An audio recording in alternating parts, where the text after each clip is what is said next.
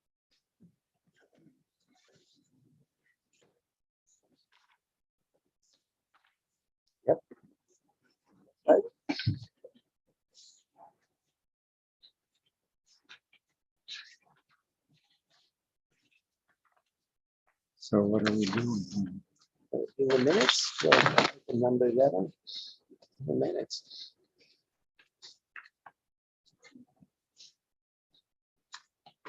Okay, 11. Yep. Right, very good. Wow, no changes. Yeah, okay, so I make a motion to. A+ work for the minute taker, I guess. Do I have a voice? Hey Siri, come on. Now. It's like a little, just weird. It's like a little plastic thing talking to us.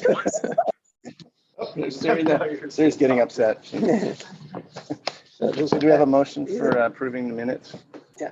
Do you have a second? Yeah, I'll second it. All those in favor? I abstain on the Galileo project. Yeah, I have And I abstain. that one as well. And I Okay. abstain from number 11. Okay. Okay, We'll get Okay, that right Mr. in Chair, the take it minutes. from here. okay, moving on. Number 4 now. Staff members information on. Yeah, I'm trying to remember how this works again. Where am I? I'll have to keep myself from item 7 today. I have to recuse myself.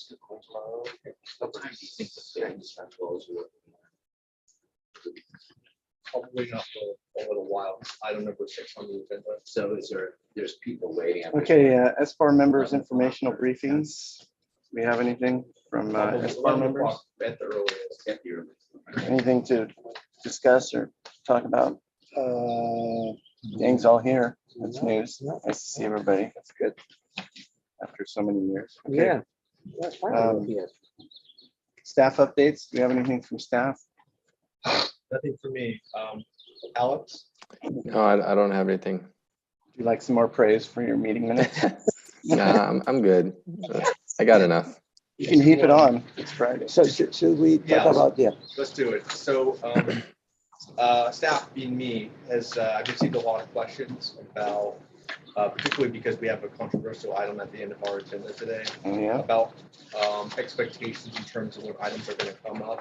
And for this board, I think that until we kind of make a decision about how we're going to handle lunch, that's difficult for staff to respond. I know that when we meet remotely, we were taking like 20, 30-minute lunches, but I'm not sure if since we're all in person, just can't run to your kitchen, for example, if you want to take like a full hour lunch, when we get to it. And do you want to put like an actual time certain on your agendas? How do you want that to work? Staff is happy to do whatever you want, but it's difficult to answer those questions without direction from the board.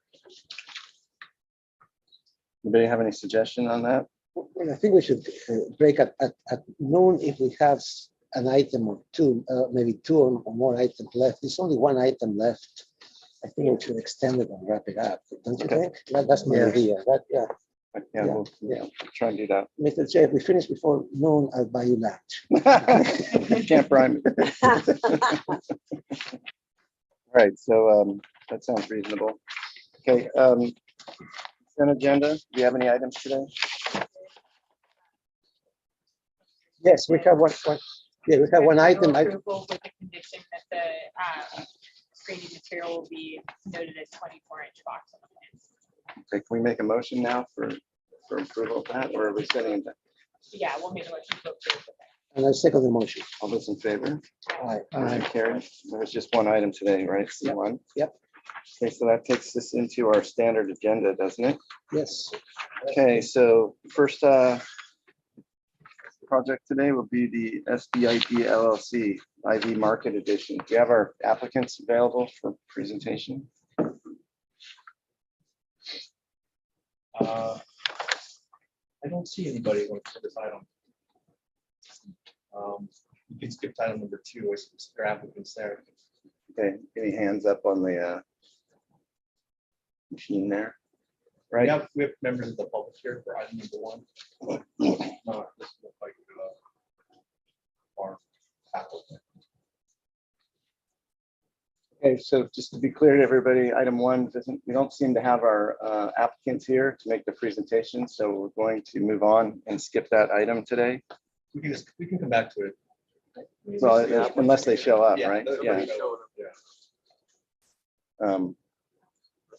No.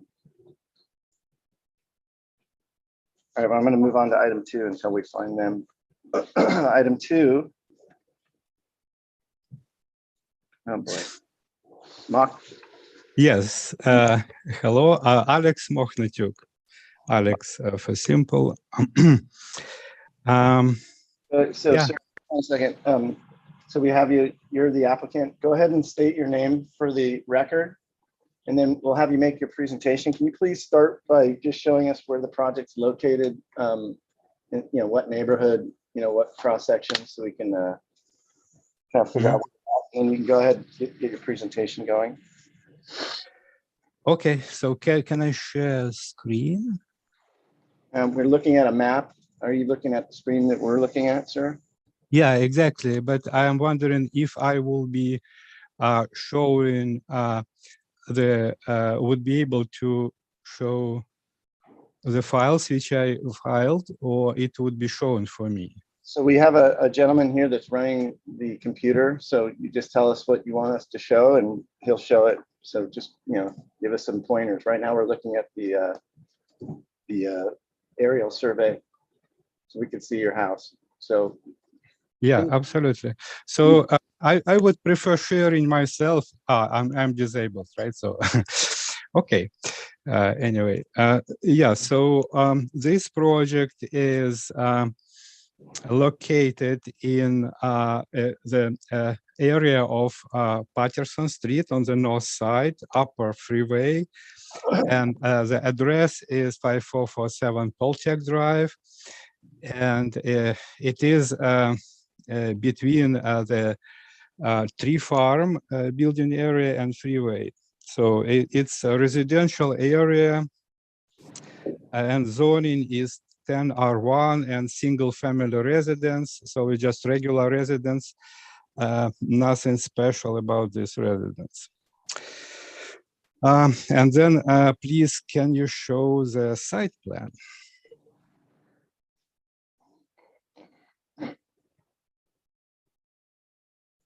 Hello? yep, we're working on it. Just one sec. So it's called site plan _ 133 PDF. Just be patient. Yeah, this one. Yeah, and can you maximize that? It's okay. Yeah, so the project is consists of 2 parts. So the first part is just presented here, which is SFD Edition of 2nd floor. And second part is ADU, which is not included in this consideration. So currently we submitted only SFD Edition 2nd floor, and it is, do you see my mouse? No. No. So it is on the left side on that building, the 2nd floor and deck. So the left side of that building, yeah, it's where garage is. So we add in 2nd floor, which is 490 feet of 1 bedroom, and also deck, which is about 200 feet. So the first floor left almost as is. So if you can show the middle part where the floor plans. So that on the left side there is 2 floor plans, ADU, and the addition. So addition, that's floor plan of the 2nd floor, and if you shift to the right a little bit, so on the first floor we just add in 2 ladders, and these ladders you can see around garage. So on the left side it's outside ladder, and on the upper side, so that the ladder which is added in the dining room area, and those 2 ladders lead to the 2nd floor.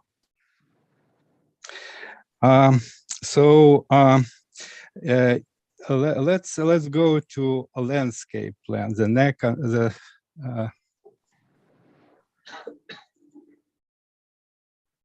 the landscape plan.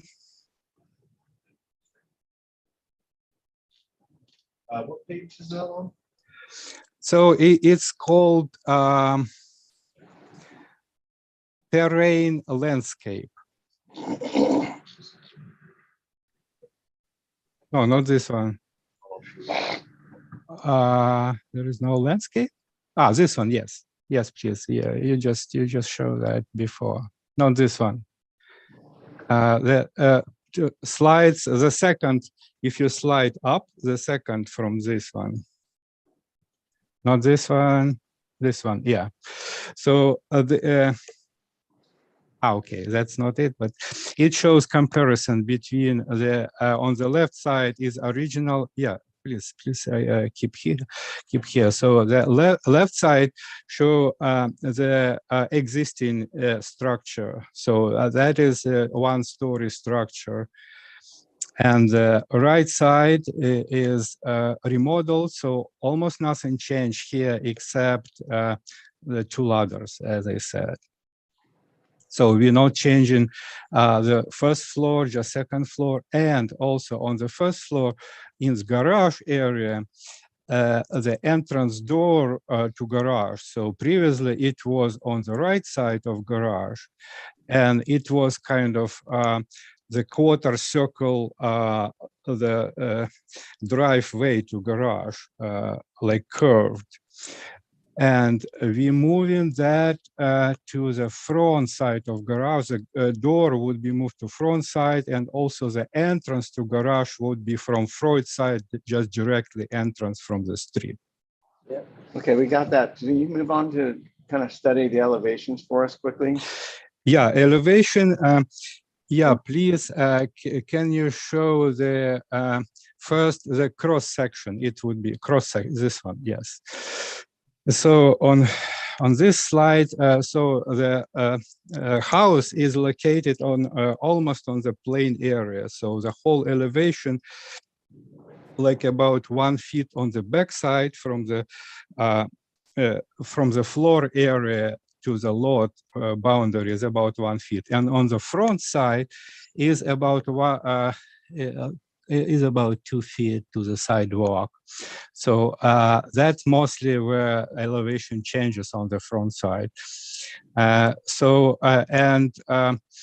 Again, nothing would be changed here at all, except we will put paving to allow driving to the front of the garage, because door would be moved on the front, and that where this area on the front side with a little bit tilted, then that where the driveway would be to the garage.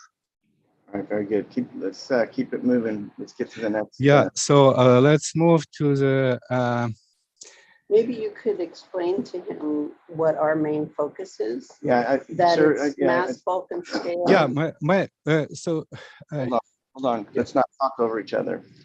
Go ahead, Valerie, please. Well, just in terms of your presentation, if you could focus on the issues that are what we need to look at, which is the mass, bulk, and scale of your project, and the relationship to your neighborhood, and what the neighbors around you, whether they're 1 story, 2 story, how close they are to what you're proposing, and to explain your rationale for your architectural style. Yeah, That's really what we need to focus on. yeah, really looking at neighborhood compatibility here, sir. So, but your descriptions of the floor plan and how you've conceived, those are fine, but we really want to focus on the exterior elevations, material palette, mass, bulk, and scale, and neighborhood compatibility. Okay. Okay, so in that street, so that's a quiet street, and around there is a 2-floor building existed. So it's 1 floor and 2-floor buildings. For example, the neighbor on the opposite of this house street is 2-floor. Behind is 2-floor, and on the left side is two-story building. So it's there are 2 stories buildings, and mostly in this area. So it is 10 R1 zoning, and mostly all of them standing about this configuration. So the clearance between the house and the boundary is about 5 feet, the minimum. So I'm keeping that, so I'm not exceeding that. Like 2 stories, and the whole location of the house is not on the hill. It's kind of on the I would say on the low side, because there is hill on the next street. If you look closer to freeway, there is a hill which is much higher than this house, and there is houses built on that hill. So this is like I'm adding 2 stories, which wouldn't prevent neighbors. So no complaints, nobody argue about that. And also the building, the whole building, as you see here in the middle area of the house. So the front of the house is kind of where deck is not elevated. Yeah. I'm going to stop you right there, please. Okay. Okay. I think you've presented it enough. We have to move on. You've used up most of your time. I'm gonna turn it to questions from the board so they can get clarifications. And we're Okay. gonna open it up to public comment. If there's nobody from the public that wants to speak, then we're gonna give you comments. I'll give you a very short window to respond or ask any questions at the end of that. And we're gonna kind of keep this moving, okay? Because I've got a lot of items on my agenda today. So do we have, yeah, thank you for your patience with that. Do we have any questions from the board? I have some questions. Can we go to the board, the materials and colors board? Yeah. Yeah, It's a different it's a file. different file. We have to go into that.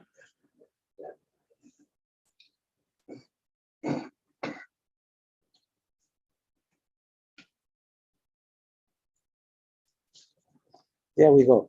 Okay, so what's the wall material? Is it going to be plaster or is it going to be siding? There is stucco. It's stucco existed in this house already, and that would be just exactly matching stucco, and with the same color. So we're not changing color. We're keeping stucco walls. So it's gonna, and so you're having a white stucco and white doors and windows. Is that correct? Yeah, correct. You're using vinyl windows. Is that right? Yes, just regular what is available currently commercially. Okay, thank you. All right, any other questions from board members? Okay, we're going to move to public comment. Do we have any members of the public that wish to speak about this item today? Item 2 on 5447 Toltec Drive in Goleta. Do we have any members of the public that would like to speak?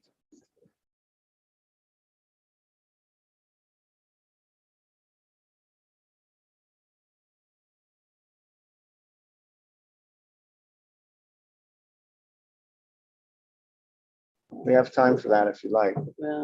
No? Okay. All right. Having heard no public testimony, I'm going to bring it back to the board for comments. I'm just going to start from right to left. Valerie, you want to start, please? Well, I think it's got some issues as far as the way the second story is, the roof line of it, and the unbroken 2-story walls that are facing both directions. Now, I know we don't review the ADU side, but we focus on the whole. And so I think the roof line is not working and is keeping you very pushed to the sides of the building, which makes a big impact on the mass of the building across the width of the property.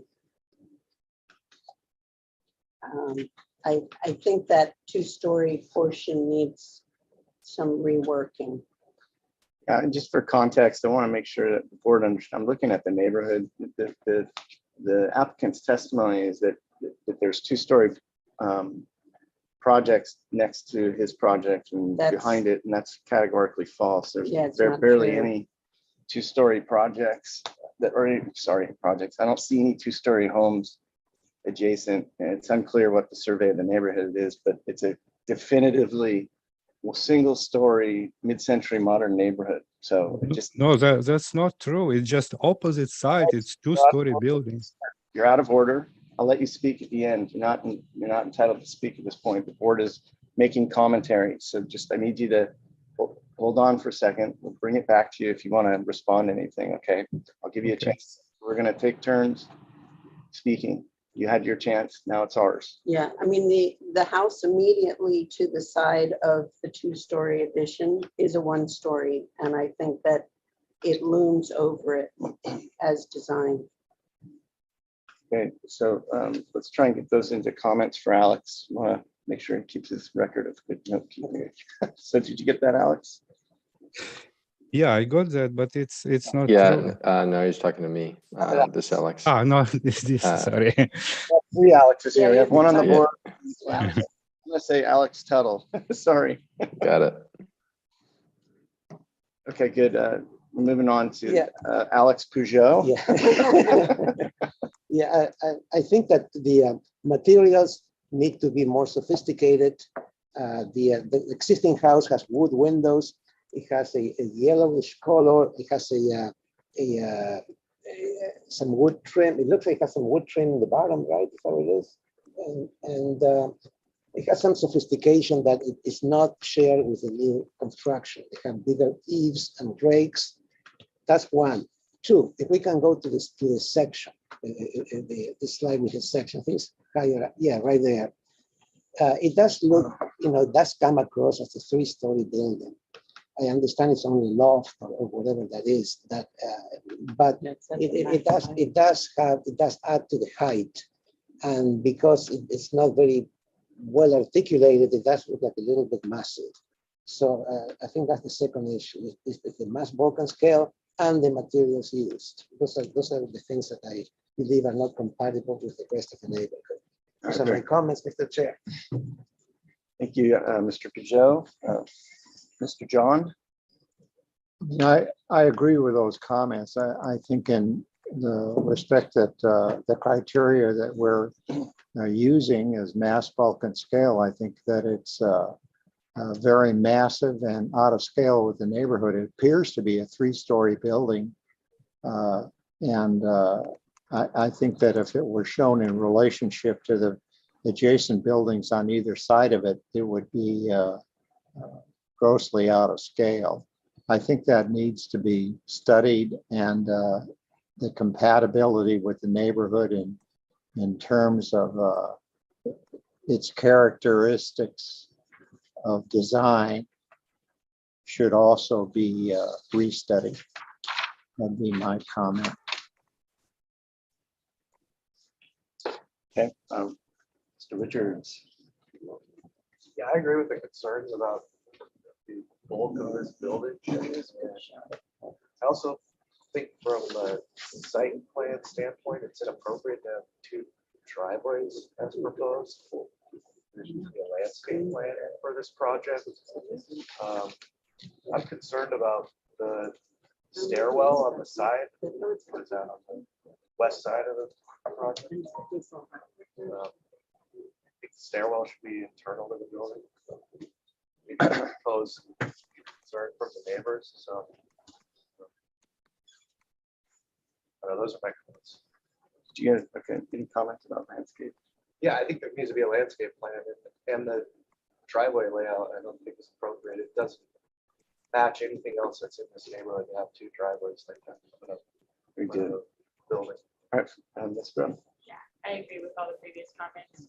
Looking closer at the neighborhood compatibility, I only see one two-story house in close proximity, and it has a much smaller mass for the second story.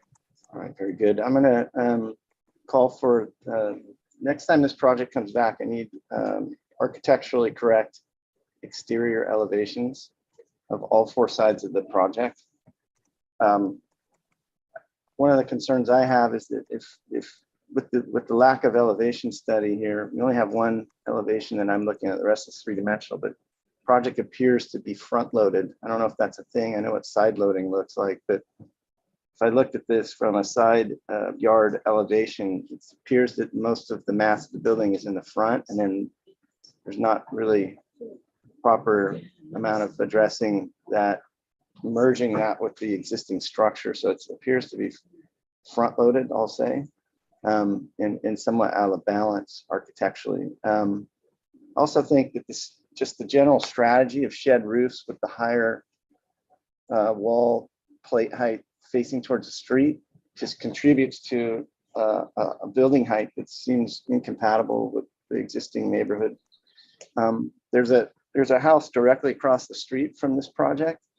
It is actually a two-story project, and it has a much more appropriate street presence, and I think it's more successful in terms of the two-story structure. So I think, you know, that might be an example in the neighborhood of what to shoot for when doing a two-story project in this neighborhood. I will just remind, for the record, I think that one of the things that would help your project is to look at this, the mid-century modern kind of eclectic style of the neighborhood, and see if there's some way you can use that architectural styling to make this house look more a part of the neighborhood in terms of its detailing and execution. I think, you know, the last thing I'll say is that I have a kind of a concern about, again, we're not really studying the elevations yet. The one elevation we have on the left,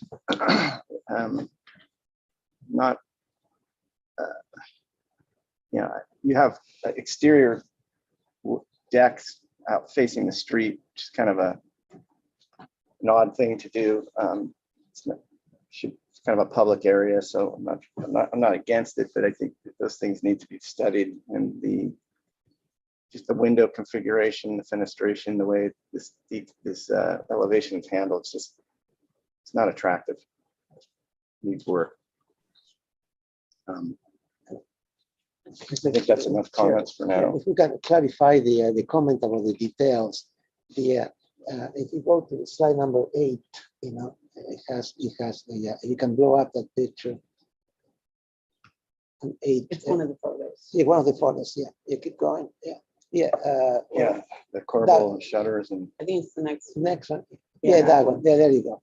You see, you have ball and bat on this on upstairs, and it has long rakes and eaves And with- outriggers. It's got a lot of details. It has a lot of nice details, and it has a water table, that horizontal line under the windows. It has some details that are completely lost on the remodel.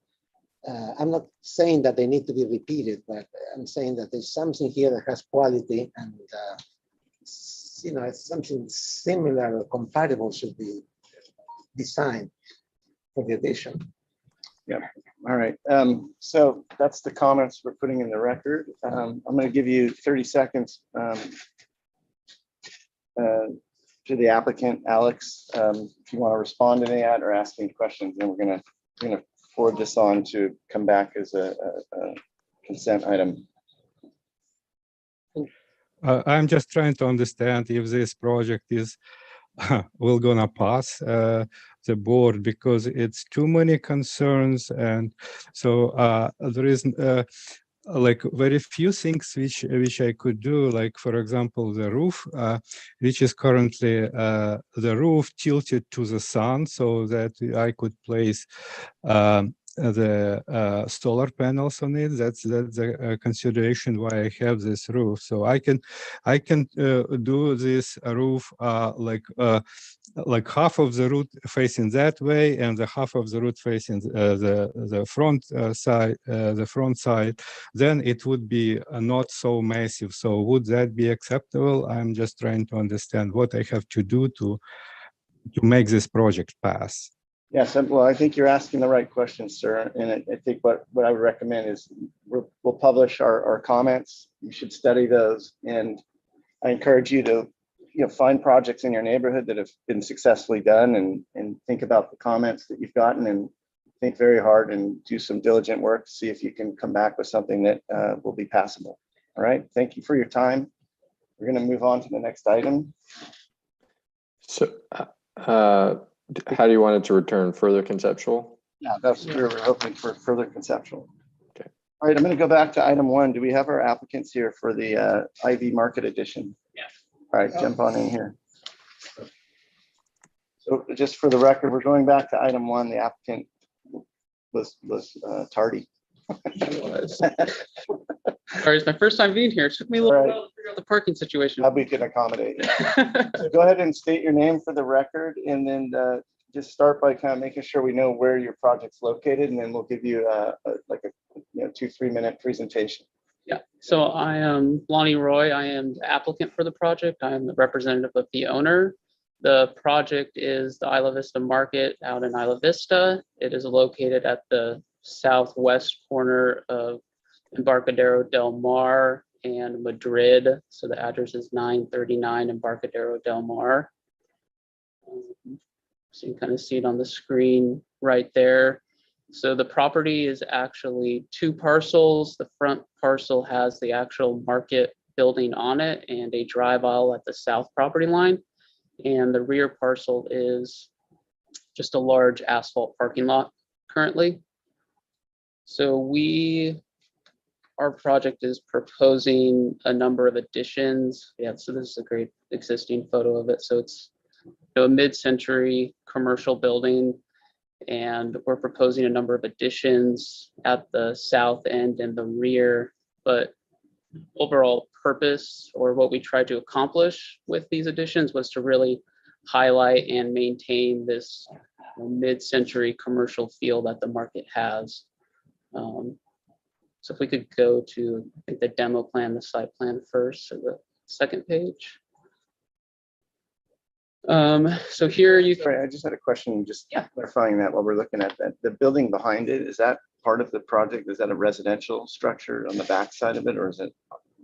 Could we go back to Google Earth and see where which structure you're talking about? I'm just curious, is it it's a freestanding structure? It's connected to a larger building behind it? Is that? No, so the market itself is freestanding. It does have a second story. Right. There is 2 residential units. Okay. There. That's what I was trying to figure out. Yeah. Okay. Yeah. All right. We aren't proposing any changes to the second floor. Thank you. So here I'll just highlight kind of what we are demoing to kind of give you an idea. So all the hatched area is existing asphalt pavement that we are proposing to remove. So the portion to the south of the building, that's where the additions will be. And then we are trying to reduce the amount of asphalt for the parking lot and reduce it to the minimum so that we can provide landscape along Madrid and along the perimeter. Next slide. So here you can see where the addition is. So there's a large addition to the south of the building that is a 0 lot line addition.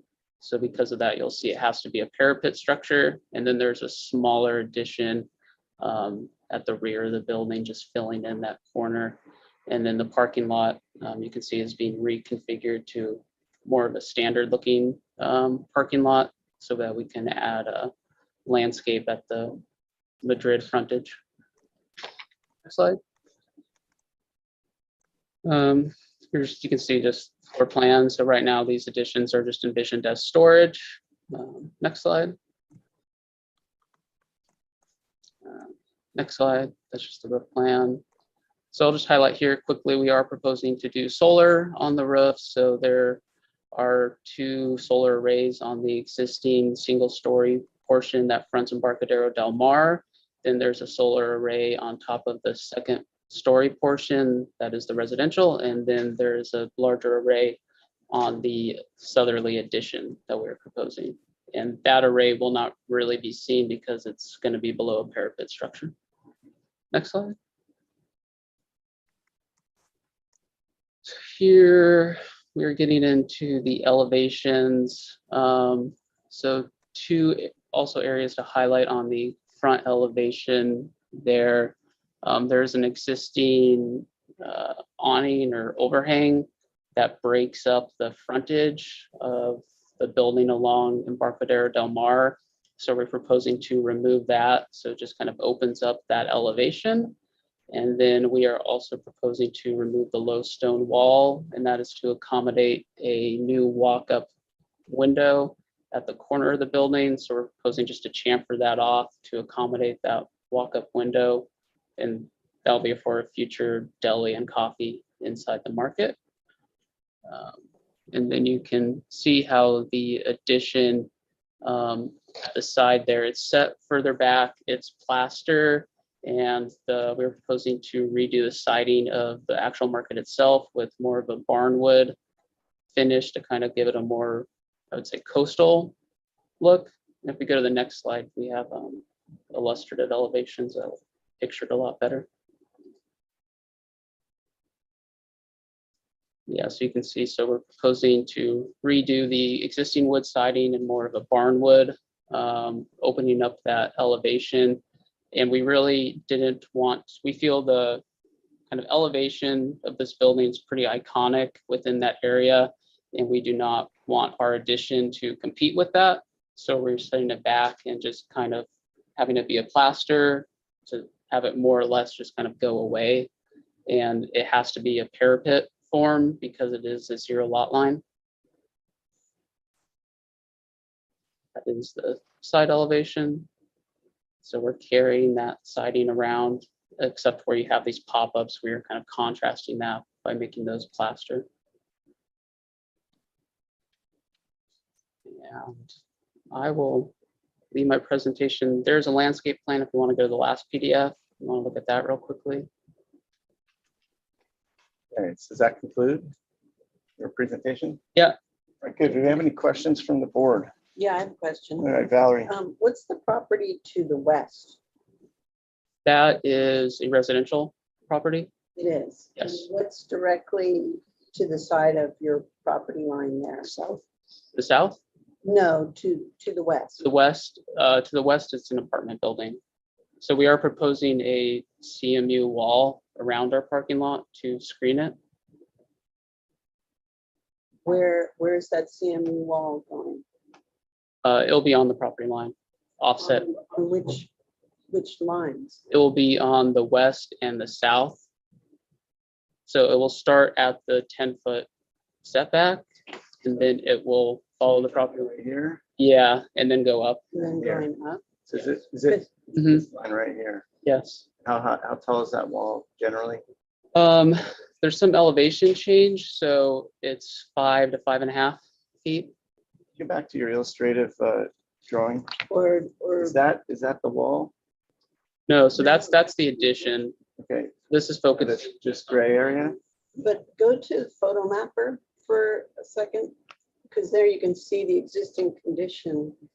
It's all screened Can you draw it up? with planting. please? Mhm. Yeah, so can you put the pointer on? Like here, you mean? Yeah, right. Mhm. So, yeah, that's the area, that's the western property line of this project. And Mhm. those 3 hip-roof buildings are apartments? Correct.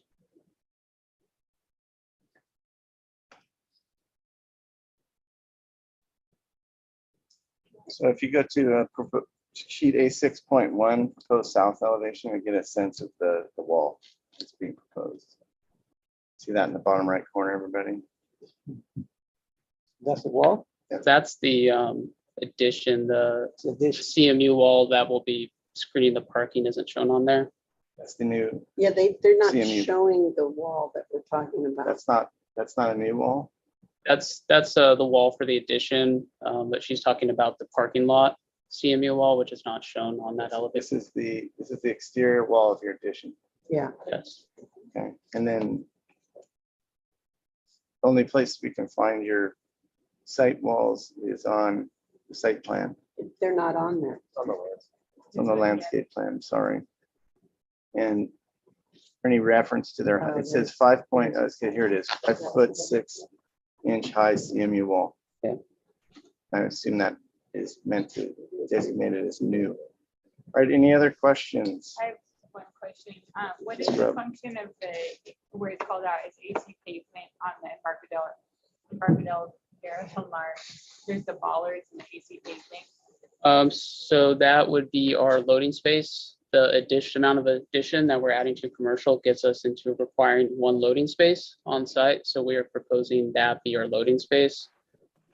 There's no opening to the addition on that side though, right? Correct, yeah. So they would have to walk on the sidewalk and bring it through the front door. And we would schedule it at off hours. Any other questions? Can we go to landscape plan? I think it's at the end. Yeah. Yeah, there we go. Yeah, so the landscape is, you're proposing this landscape a little bit here, something here. And this is already landscape, or what's in this area right here? So that's existing, just a drive aisle. I see. And we're proposing to just utilize that as our loading space. A loading space. So we're not mixing the loading with the customer parking. And all of this is paved?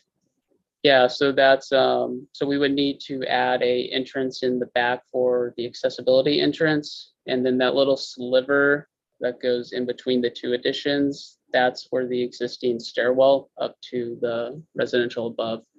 Okay. And I have a question about the elevation. Why do you want to remove the awning? Is that like aesthetic look, or does it? Aesthetic. It's just, we feel it just kind of breaks up that elevation, and we want to kind of open it up and brighten it up. Okay, very good. Thank you. Get back to the site plan. I have a question. There's a large, I don't know, I think it's a non-specimen tree, but and it Along the drive aisle there. it's Yeah. between. You go to the landscape plan, David. Yeah, I think it's the last sheet. Sorry. Here we are. So I'm pointing at a pointer that doesn't work. It is. Don't break it. That's why it doesn't work. Does that one work? I have to bring my own pointer. Okay, so there's a non-specimen tree here. Is that on your property or the neighbor's property? It's on our property. Is it scheduled to be removed? Yeah, so it's actually a little bit further up. It's in front of the neighboring's property. That's a zero lot line. So it's kind of near the front end of our addition. I assume that. There, Del Mar. Okay, that's clarifying. Thank Yeah, so it's right around there. And for the CMU block wall along the property line is for fire separation. Correct, because it's on the lot line. It needs 4 How hour. far off the lot line would that have to be in order to go back to non-fire rated assembly? Not exactly sure, but the zoning code, if you're not on the lot line, then you have to be 3 feet. So it's one or the other. So we thought the loss of that amount of square footage. Okay. Any other questions? Right. Do we have any members of the public that wish to speak on this item today? Mr. or Ms. Atwood, did you want to speak on this item? Do you have any letters or comments in the inbox? Yeah, there's Yes, some we did. letters.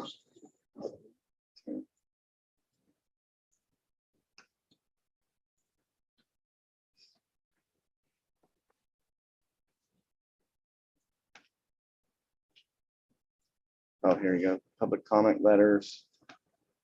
We have an image in here. And so this image is related to the concern Yeah, being there was addressed. a question from the neighbors whether your building could be 18 inches away or leave room for the utilities that are running through there. Yeah, so we've met a couple times with the neighbor. The situation there's the neighboring building is a zero lot line, but their water lines are coming in on essentially our side of the property. So that would need to be relocated for our addition, but those water lines are either completely on our property or straddling the two properties. So that's their concern, and we've met with them a couple times on it. Yeah, so we're talking about Gordon and Carol Ablett. Mhm. They're talking about concerns they have about that in the letter. So I don't want to get into detail, but it's Then there's another one. that's part of what they're alleging or talking about. But there's more to what their comments are. So, you know, to the board members, study that and study the photo. There's also a note in here for handwritten from another one from Carol Ablett. It says, again, they're talking about the utility, water lines, water distribution. So calling for a more accurate survey. And the last, we have something from Kevin Hansen.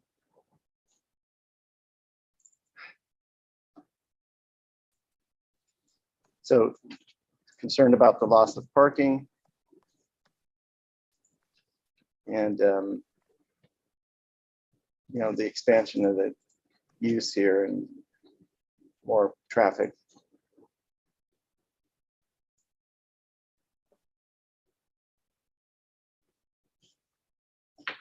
And he's also talking about how this project affects its neighbors surrounding the property. So anyway, anybody want to speak on this item today?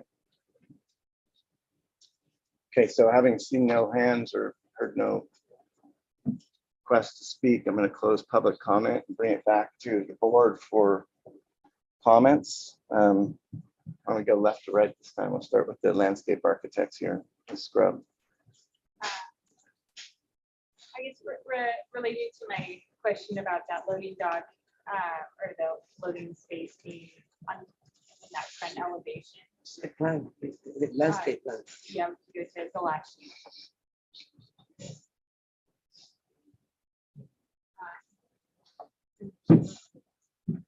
I would study whether that really can't be incorporated into the rear of the property. I think that bollards and the AC pavement are not enhancing the front elevation along Park Del Mar. I think the landscape planting plan looks acceptable. I should have asked the same questions, but what is the species of the tree that's being removed out to the addition? The top of my head, I believe it was a ficus. I guess. Okay, I would just confirm that on the Okay. survey, so it's not a protected species. Yes. Yeah, no more comments for now. Kaylee, what was the first part of your comment? I would restudy the location of the loading space to see if it can be located not in the front elevation, not adjacent to the front elevation. And if it cannot be moved, study the paving material. Ms. Richards. Yeah, I have a question. Where you guys are proposing this new CMU wall around the parking area, are the neighbors looking at just a blank wall? What is the condition on the other side of it? That's what it would be, unless, I mean, it depends on the block. You could do a more textured block. Well,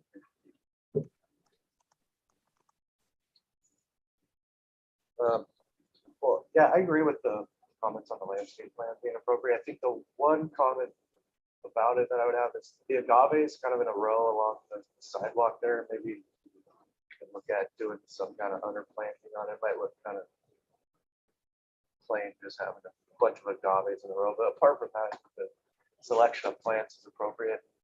I like the improvements to the store itself. So, and I agree with the comment on the loading dock. Another question I had is the trash enclosure.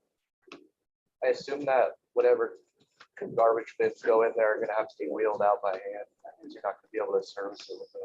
Correct, yeah. Yeah. All right, yeah, those are my comments. All right, John. I mean, it's hard to digest this big block of a building unadorned. And does it necessarily have to be this high? I have to check with our architect to see. I mean, it's, I mean, if it could be reduced in any respect, I think it would really be helpful. You know, in the loading area, there's planting on the south side of the dock. I mean, would it be possible to take a strip, a 3-foot strip, and put planting on the north side also. You know, which would help to, you know, alleviate the, you know, the starkness of it, so to speak. And also on the west, you know, it's the same as this block wall, and there's a you know, could planting be put adjacent right next to the wall, you know, some trees there, you know, in other words, moving, you know, or putting some plants, you know, to the east of the existing, what's shown as existing. I mean, what I'm trying to say is trying to cover this thing up as much as you can. So that would be my comment. I think it would be constructive to do that. And Alex Peugeot. Yeah, well, I have issues with the architecture and the landscaping. To tell you the truth, I think the project is a little bit too aggressive. I think the east elevation needs help. The one facing the parking lot. Yeah, where is it? 1, 2, 3, north, south, west. Well, the west and the east elevation. Yeah, am I getting the one facing the parking lot? Which one is that? West.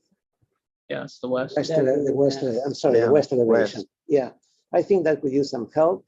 And I think the lack of landscaping right next to the building because of your access requirements, the ADA or whatever it is, it's really taken away from the project. Maybe the building footprint should shrink in order to be able to accommodate some landscaping. I agree with the comment about the loading zone.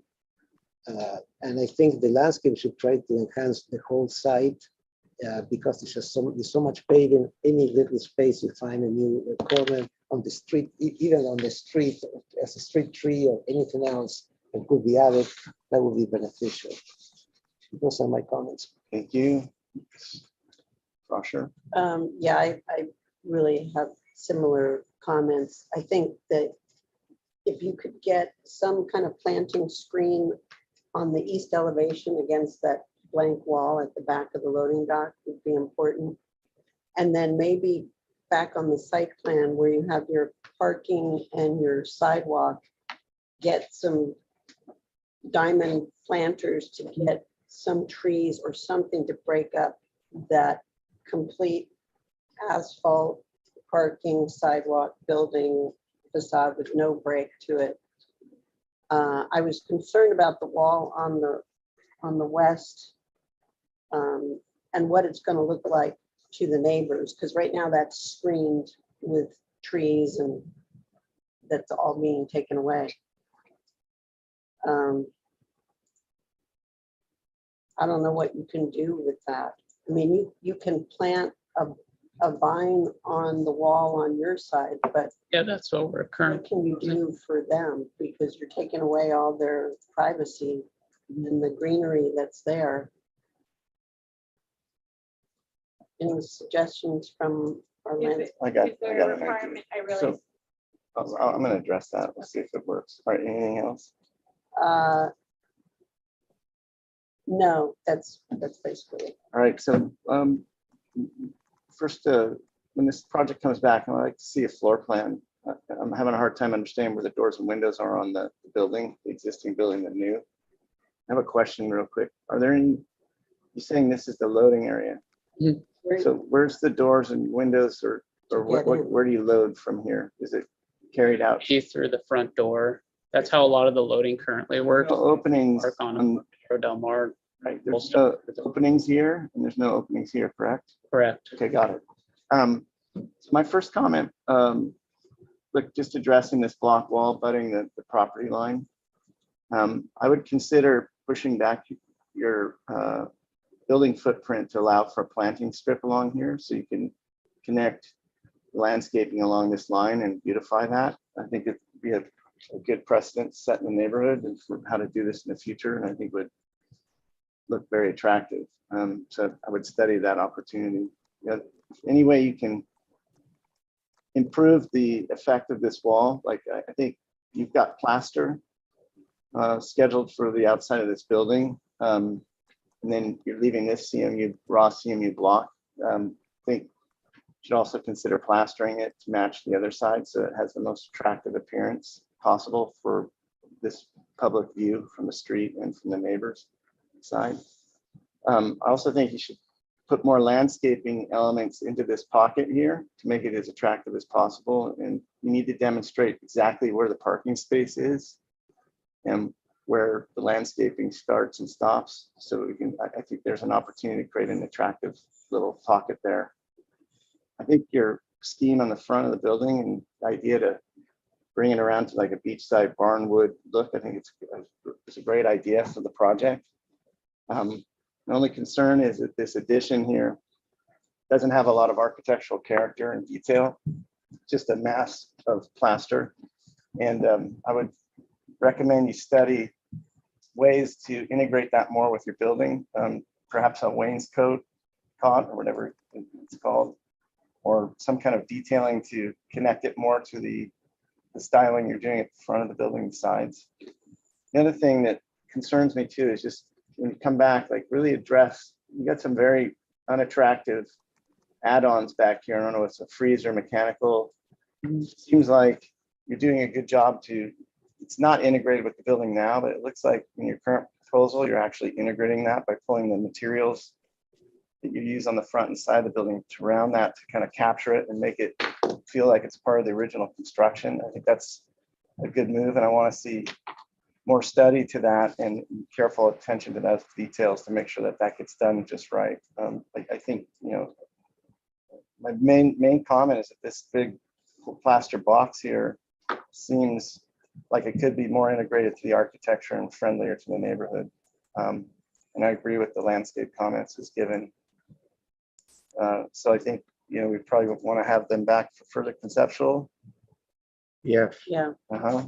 Now, the area I was talking about was on the west end, On the west where they're end here. putting a new block wall and taking out all the trees that are there. Yeah, I think, look, we should need more information about how you're doing this. I think the comment is to pull the wall once that you're worried about what it looks like on the other side. Or I would, as a comment, I would say study the opportunity to offset the wall to provide the opportunity to find pockets on the neighbor side. yeah, and I would say in addition to providing a floor plan to your project, I would also in your site plan include the neighboring properties in their building outlines so we can really understand how this project abuts their properties and identify as many of the elements of their property as you can that make the case that you're being considerate to them. Anything else? All right, do you have any questions for us? Oh, thank you so much for taking. Right, thank you for a clear presentation. We're going to move on to the next item. We'll see you next time. All right, we're on to item 3 now, the Henderson Edition. We have an applicant here for this project. Yes, I'm here to present. Okay, Leslie good. Colas, architect for the owners. All right, good. So go ahead, give us just kind of a locate us in the planet where your project's at, and then give us a presentation. For some reason, I have lost the visual on the drawings on my screen, perhaps. There we go. Okay, great. This project is on a 1/3 of an acre lot. It is located, if you go up La Cumbra Road, hit Foothill, turn left towards Goleta. It's between La Cumbra and La Colina Junior High on your left. It sits about 3 parcels south, I'll call it south if we assume that the mountains are north, about 3 parcels south of Foothill Road. And it is accessed by a private road that serves 5 to 6 parcels. The white car in this illustration here is on that private road, and the parcel is to the right. The parcel contains a detached 2-car garage, a detached accessory structure of about 440 square feet, and the existing 1-story residence, which is approximately 1,575 square feet. If we could go to the site plans, I believe that sheet, perhaps we go to sheet 2, I'm sorry, of the set. We could take a look at the surrounding neighbors. We just start in the upper left-hand corner and then pan through these. This is the view from Foothill Road of the access road that runs in front of the parcel. So this is the view that you have if you're looking south from Cathedral Oaks or Foothill Road there. You can pan down on this sheet, please. This is the existing residence. It's a very modest, sort of classic California ranch, probably built in the 50s or 60s. We can pan down, please, to get a sense of the neighbors. The neighbor that you, the photo on the left is the neighbor to the left of the subject parcel, and you can see the subject parcel in yellow to the right. The next photo over shows the access to the property that sits to the right of this one. The one that we're seeing at 3993 Foothill Road is at the end of the road. It's kind of the dead end. It's a two-story structure. And then the one that we're seeing to the right, those appear to be mislabeled. I apologize. The one at the very right sits almost directly across from this residence. If we could look at the site plan, which is on page 3, I believe, of the PDF. Zoom out. This is a side-by-side comparison of what we're proposing on the parcel. The existing detached garage does not change. The proposed residence will remain a one-story residence. And effectively what we're doing is demolishing the accessory structure, utilizing a portion of that footprint, and then expanding the existing residence out to setback lines so it lines up with where the footprint of the existing accessory structure is. And then we're pushing out into the rear yard for part of the addition. We will have an increase in height of about a little bit less than 3 feet because we're changing the ridge line. We're changing the hip condition on the house. If we could go to, I guess we'll just go straight to the, we could look quickly at the next sheet, please. It's the proposed plan. Recommend we just go to your exterior elevations. Yeah, elevation. Okay, that's fine. That's fine. That sheet 8, I believe. Yeah, next one, please. One more. There you go. There you go. These are the proposed exterior elevations. Materials would be a simple sort of asphalt shake, like a presidential shake in a weathered color. Exterior is going to be a smooth troweled plaster in a white tone with probably some grays. And then we are introducing a covered porch on the front of the residence, as well as a planter and some steps, which would be in a board formed concrete to help sort of settle the home and provide a plinth, basically. But that would be a planter around the front of the house. We are still massaging some of the fenestration and trying to hone in on that a little bit. So there, I do anticipate some changes and some refinement in those areas as we identify our window manufacturer. The windows are intended to be sort of a simulated steel window. All right, very good. I think that's a pretty good presentation. Do we have any questions from the board?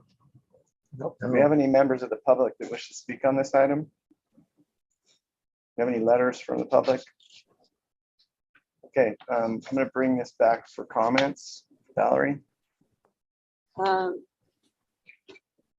think it's a nice transition. I mean, the house is very attractive the way it looks now in the photos. But as far as a renovation and taking out that accessory building and increasing the square footage, seems like a nicely conceived solution. So I don't really have other comments. Anything to add to that, Alex or John?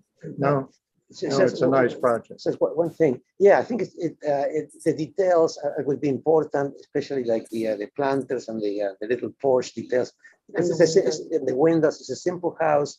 You're doing great. Just the little details will make a big difference. Mr. Richards, just grab anything from you on that. I don't have anything to add. Everything makes sense. Yeah, it looks like most of the landscaping is to remain, but I think just including what you're proposing for those planters and as Alex said, the detailing for the actual planter. Yeah, I would agree with that. I think I'd like the applicant to come back with a more articulated site plan showing all of the site elements and calling out new plantings. And it seems like your illustrations show quite a bit of new planting.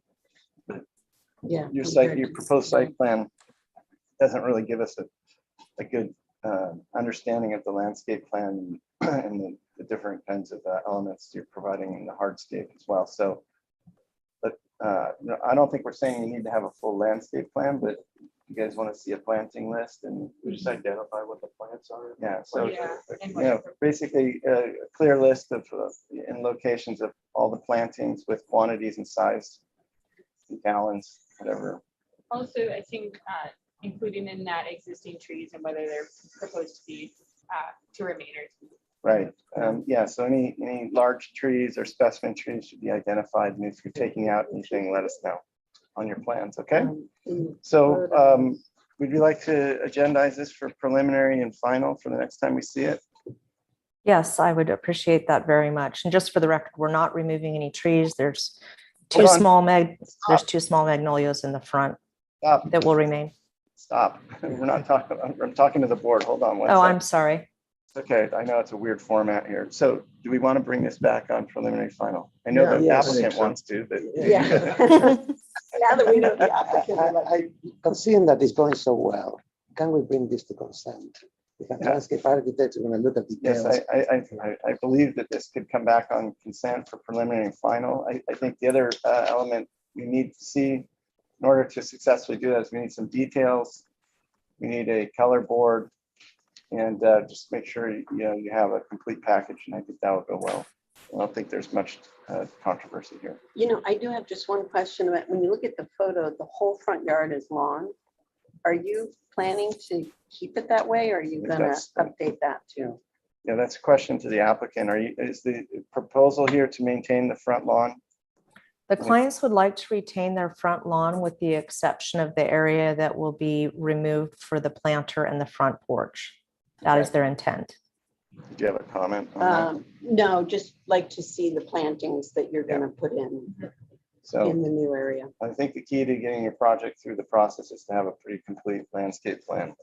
And detailing and a color board. Those are things you should add to your application to be successful at consent. All right. Any further business here on this item? Okay, let's move on. Thank you for a good application and a complete set of documents. Thank you. Moving on to item number 4. This is the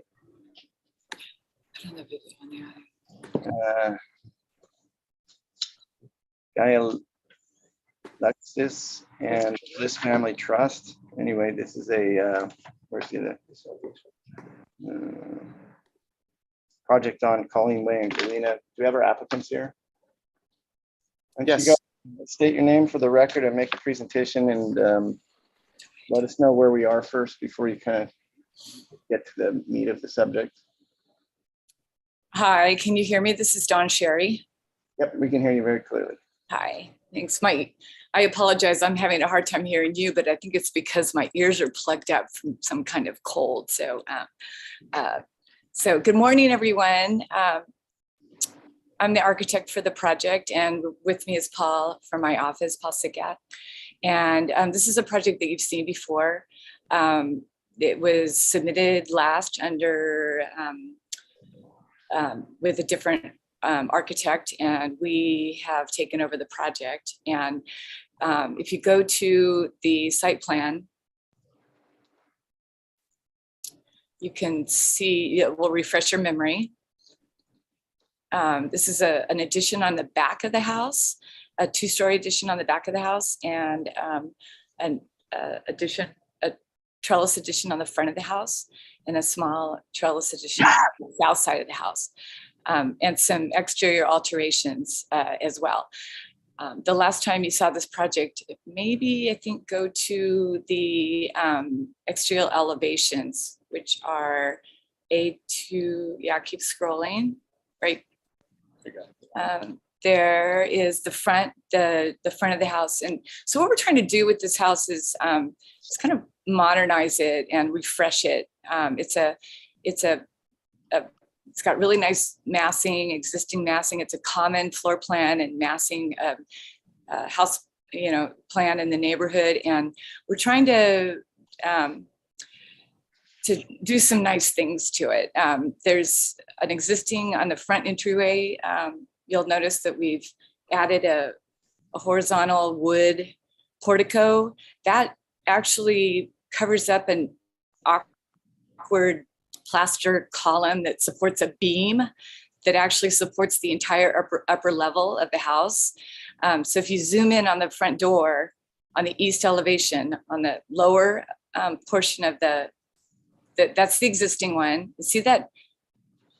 Yeah. So now you'll see a small covered horizontal wood portico. We're picking up that wood detailing on an existing reveal on the upper level and on the hipped gable ends and then a smooth plaster on the rest of the house.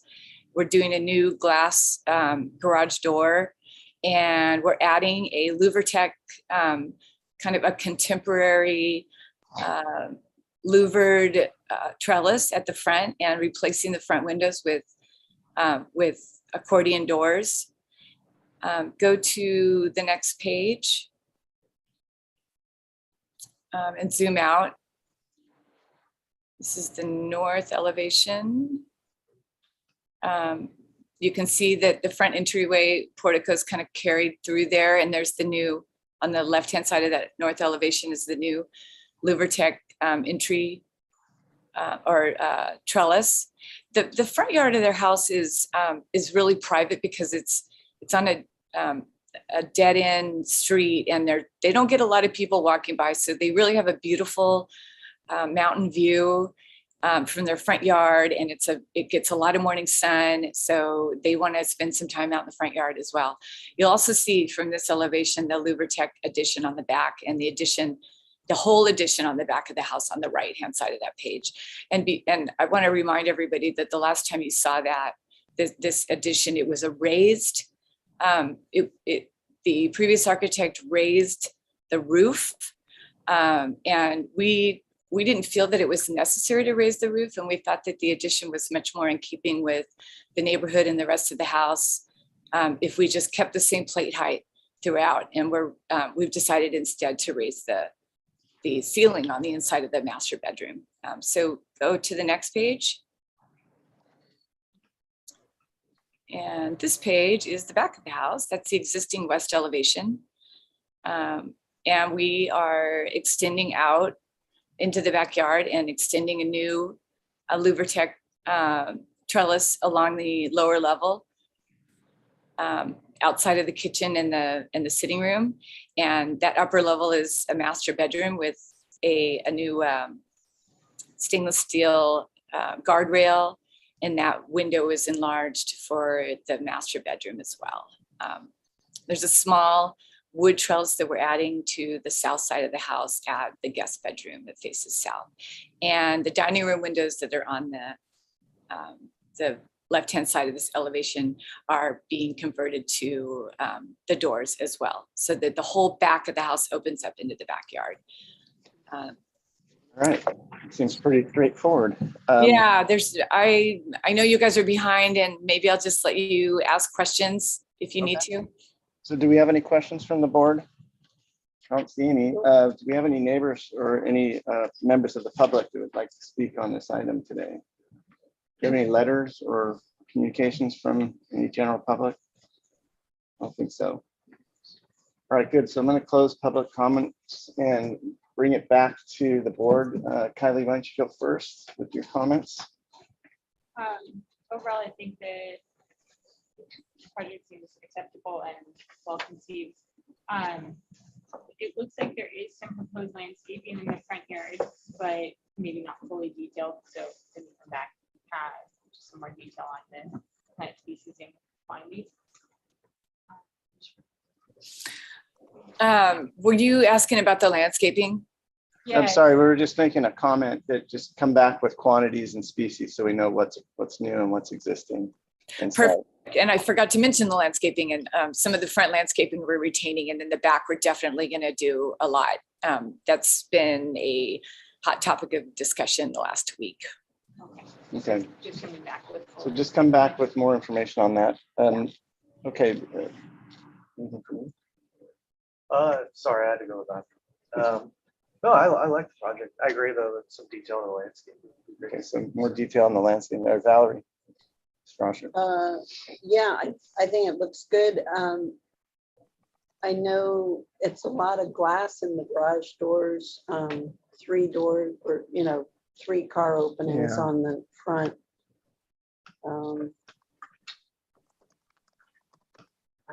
I don't know if that could be mixed up, not do both the doors the same. It's kind of a strong, it's a very nice project, and I really like your presentation, the way you've shown what you're doing with the materials and really pulling some nice features into this house. But the garage doors have a little bit of concern for me. All right, Alex. Yeah, I agree. It's a reasonable addition, very nicely presented, nicely detailed. Yeah, the thing with the doors, I see them in my neighborhood a lot as well. It just seems like it's becoming like a repeated element. It seems like everybody wants one of those, and they're a little bit, I don't know. It's subjective, I guess, but I kind of I tend to agree with Valerie. All right, and Mr. Verdiak. Oh, I agree. I'm concerned about those glass doors being night sky compliant. How much light are they going to emit? I agree. I think it's well detailed. It's a nice project. I think that looking at the, let's see, would be the north elevation. It seems like the louvered trellis, it seems out of a little high. I think it should, the scale of it probably should be lowered a little bit. It's not. Maybe just to the line of where the gutter or the eave occurs. Right. And on the let's see, would be the west side. I think you could add the horizontal boards at the gable also to match the front. That's a good detail you picked up there. Yes. All right, that seems like comments. The only comment I have is about the garage doors. I think they're super cool. It makes it really nice, contemporary, and it's better than some ugly garage door. It takes up a lot of space in the street frontage. I think, the windows kind of look to it, just softens the building. And, as long as it's not clear glass, I don't see any issue with it. It's not much different than any other kind of window. So in my mind, I fully support it. Any other comments? All right. So do we think that this can come back on consent or full board? It could come back in consent if we have a landscape architect on consent, right? So does the applicant have a choice, given that your garage door might survive a vote and it might not survive a consent? No. Why don't we let the applicant think about it? Yeah. We are reasonable people.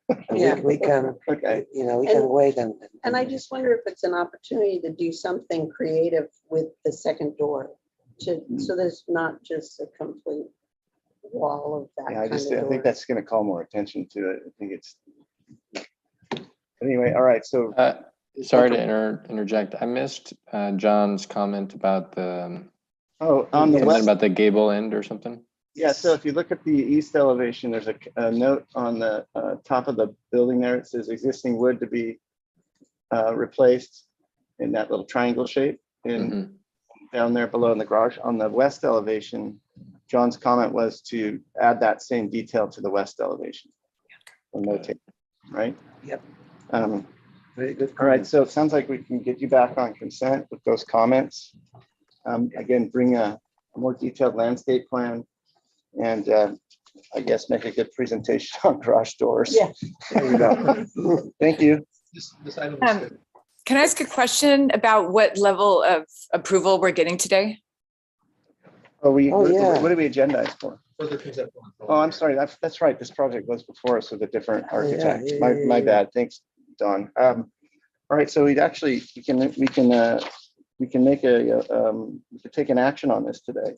I'll make a motion to give preliminary approval with the previous thinking. Okay, do we have Second a the second? motion. Okay, seconded by Peugeot. All those in favor? Aye. Aye. Okay, motion carries. You have a preliminary approval. We'll have you back on consent for final. Perfect. Thank you all. Have a good day. All right. Okay, moving on to item 5. Does anybody want to take a bio break? You guys got 3 minutes to. 5-minute bio break? Yeah. Sure. All right, Sounds we're good. gonna recess for a quick adjournment. We'll be back in, let's say, 5 minutes? 5 minutes.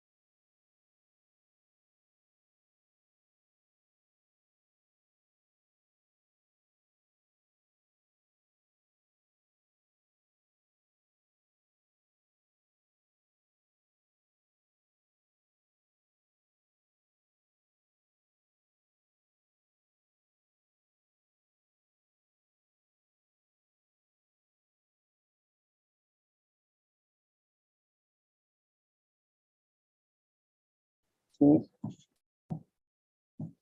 2022. Next item up for bid on the Price is Right. What do we got here? Where are we? On 5, right? Okay, we're gonna go to, we have our mics on. We're up and running, David. Okay, thank you. Item 5, the Kiefer Edition. We have our applicants here. Yes, hi, my name is Gabriella. Can you hear me okay? Yeah, go ahead and state your name for the record, kind of locate us where your project is in the county, and make a brief presentation, please. Sure. My name is Gabriella Moran. I am the designer for the project and representing the property owners at 321 Via El Cuadro for their 260 square foot addition and remodel. This project is located south of Hollister Avenue, west of Turnpike, in a residential neighborhood. And we can go ahead and get started with the site plan. Is that enough information as far as location? Yep. Yeah, we've seen it a few times. Yeah. And as requested by the conceptual review comments, I have provided more information on the site plan of the existing landscape. The owners do intend to keep as much of the existing landscape, with the exception of the 3 new Phorium Rainbow Queen plants that we are proposing as part of the new landscape. And the 260 square foot addition will utilize the footprint of the existing outdoor patio, where a concrete foundation already exists. Due to the change of roof line, we will be increasing the height of the front of the house by less than 2 feet. Some of the additional comments per the conceptual review were to provide all elevations. So if we can go to sheet A 3.0.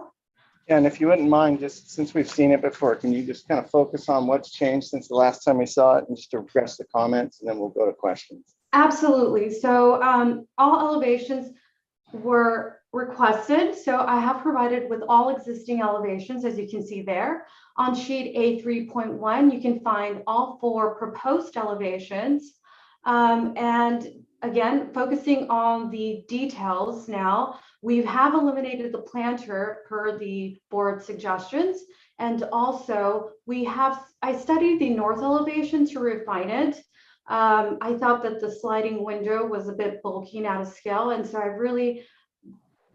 my goal here was to really hone in into this elevation and provide a clear separation of material usage with the wood and the stucco. And that is really, this is the result of my studies and what we propose to design. You go into the discussion on the finish transitions, and let's have a look at your landscape plan.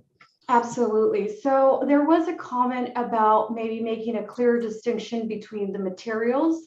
And originally I had done that with a separation of windows and with using windows as a separation. However, the window was a 4 foot tall slider. And so here I'm proposing a floor to ceiling casement, in order to separate that. So the distinction between the materials is very obvious. And in fact, if we can go to sheet G 0.0, the cover sheet,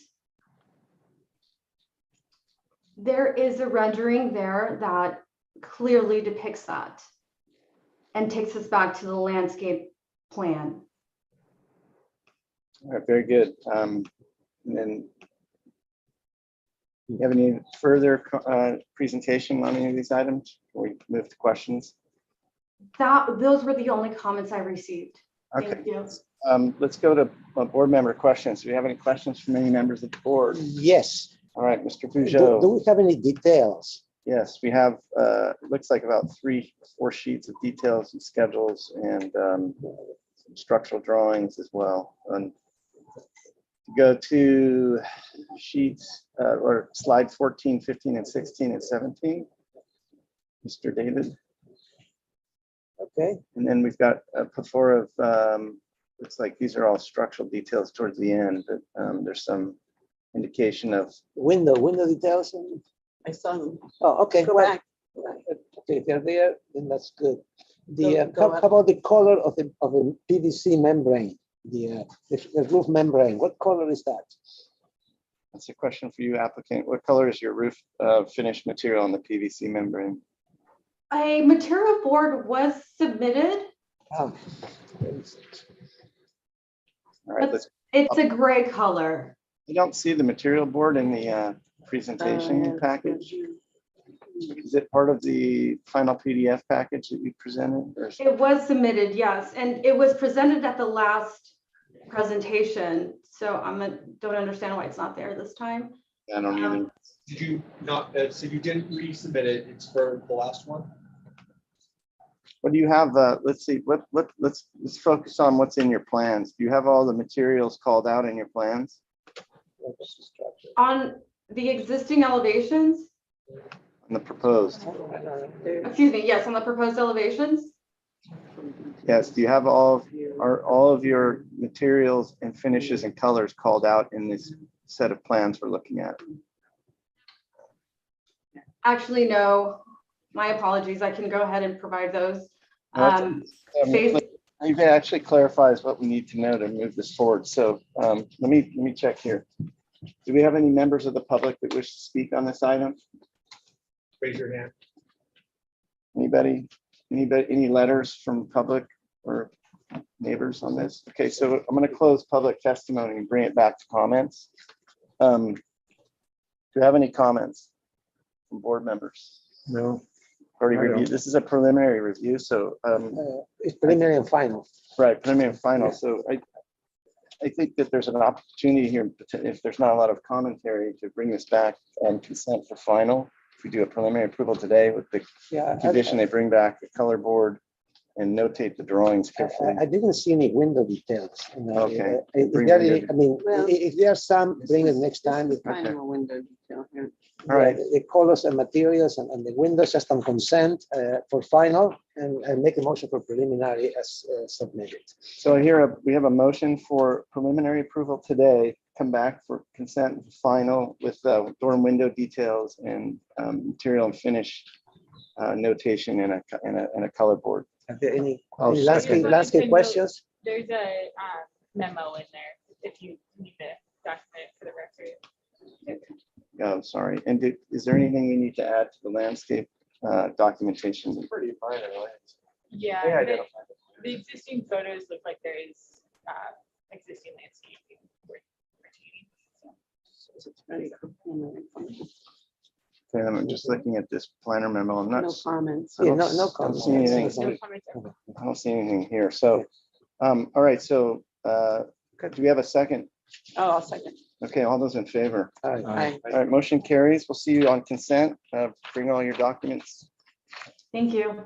You're Well, welcome. now we got to head for bands. Good. Yeah, I have to Yeah, recuse you myself. know, there was a gentleman that came in and I told him I didn't think we were gonna get to this until 11. It's okay. We can We got start. 15 and by the minutes. time we're there, we'll be here. All right, so so we're on to item 6, right? I'm recusing myself from this. Did some work for them. Is that correct, David? Yes, sir. All right, so we have a gentleman that wanted to be a part of that hearing. That's what you're saying. All right. What is the reason why we can't go to item 7 and then come back to 6? Yeah, let's do Let's that. do that, just to give him a couple of Yeah. minutes here. I have to recuse myself. Can I ask real quick, sorry, who made the last motion for item 5? Alex, and it was seconded by Valerie. Come on back. So we're going to item 7, Mr. Richards. Okay, so again, for the record, we're gonna come back to number 6 and we're a little bit somehow miraculously ahead of schedule here. That won't last. Promise. All right, item 7, do we have our, looks like, oh yeah, I see our applicant right there. Okay, so hop up to the podium. That's how we're doing it. And David will run you through the slides. So we have, Shade less familial than it used to be, huh? stay on your side. No, Yeah. Oh, We have the Gordon new single family dwelling. Please, this is Hope Ranch. Go ahead and state the record and kind of get us located in the county here. You only have 3 comments. Yeah. And yeah, it looks like we've already seen this, right? So we're here preliminary and final today. You want to just focus on what's changed in the 3 comments that we have to get us through this. You don't have to go too fast because we got 15 minutes. We gotta take your time. you betcha. My name is Dan Weber. I'm the architect for this project for Anacapa. I should have Tonya from my office on with us digitally as well. Yes. She's there. Hi, I'm Tonya. here. Great. Hi. So any of the questions that I can't answer, Tonya will be able to answer for us. And I don't think, am I driving the drawings or do? Tell David. Okay. This mouse here lets me. I know you can do that. We're getting technical. Oh, man, this is my good. Right? Oh, soft. Maybe I can just do arrows. See anything over there? Well, maybe this is just, okay, here we go. Okay, so this project is 4625 Via Carretas. This is a new home replacing an existing home on the site for a wonderful couple. They've got adult kids, so their family visits and kids and the grandkids come and visit. This is gonna be their full-time residence. We did see you a while back for conceptual level review. I think, Josh, you weren't at that hearing. Everyone else, I believe, was. But you had great comments. Everyone loved the project. There were no criticisms, and you continued us on for preliminary and final. So that's what we're here to get today, is preliminary and final approval. I think that the comment really, Dan, is just develop the landscape plan that ties into oak woodland and address southern slope below. Sure. Yeah. So I'll just like skip through as we go through this. Another thing to let you know is Hope Ranch does have their own design review committee, which is quite rigorous. We've gone through that process and received our final approval from the Hope Ranch's design review committee. So nothing of substance has changed in our project. And if you want me to just go lightning speed, we can go right to the landscape design, and we should have our landscape architect on here with us digitally as well, I hope. He should be there in person. Doesn't look like it. Okay. Anybody here want to be a landscape architect for a couple minutes? That's no problem. We can cover that. You figure. Okay, so why don't I go back in terms of landscape orientation? We did, one of the things that we were asked to do by Hope Ranch's design review committee is get an arborist report. And unfortunately, this image is cutting off the bottom of the screen, but we did hire Bill Spiewak. He came out and surveyed the trees. We made some modifications and to the design as a result of his input, and surveyed all the trees. We're not going to be removing any oaks of substance, and we're going to be planting a bunch of new oaks, long story short. That's the existing house on top of the hill that's going to be removed. The proposed project is in the same location as the existing house. It's smaller in footprint than the existing structure. Let's just survey, fire access plans, etc.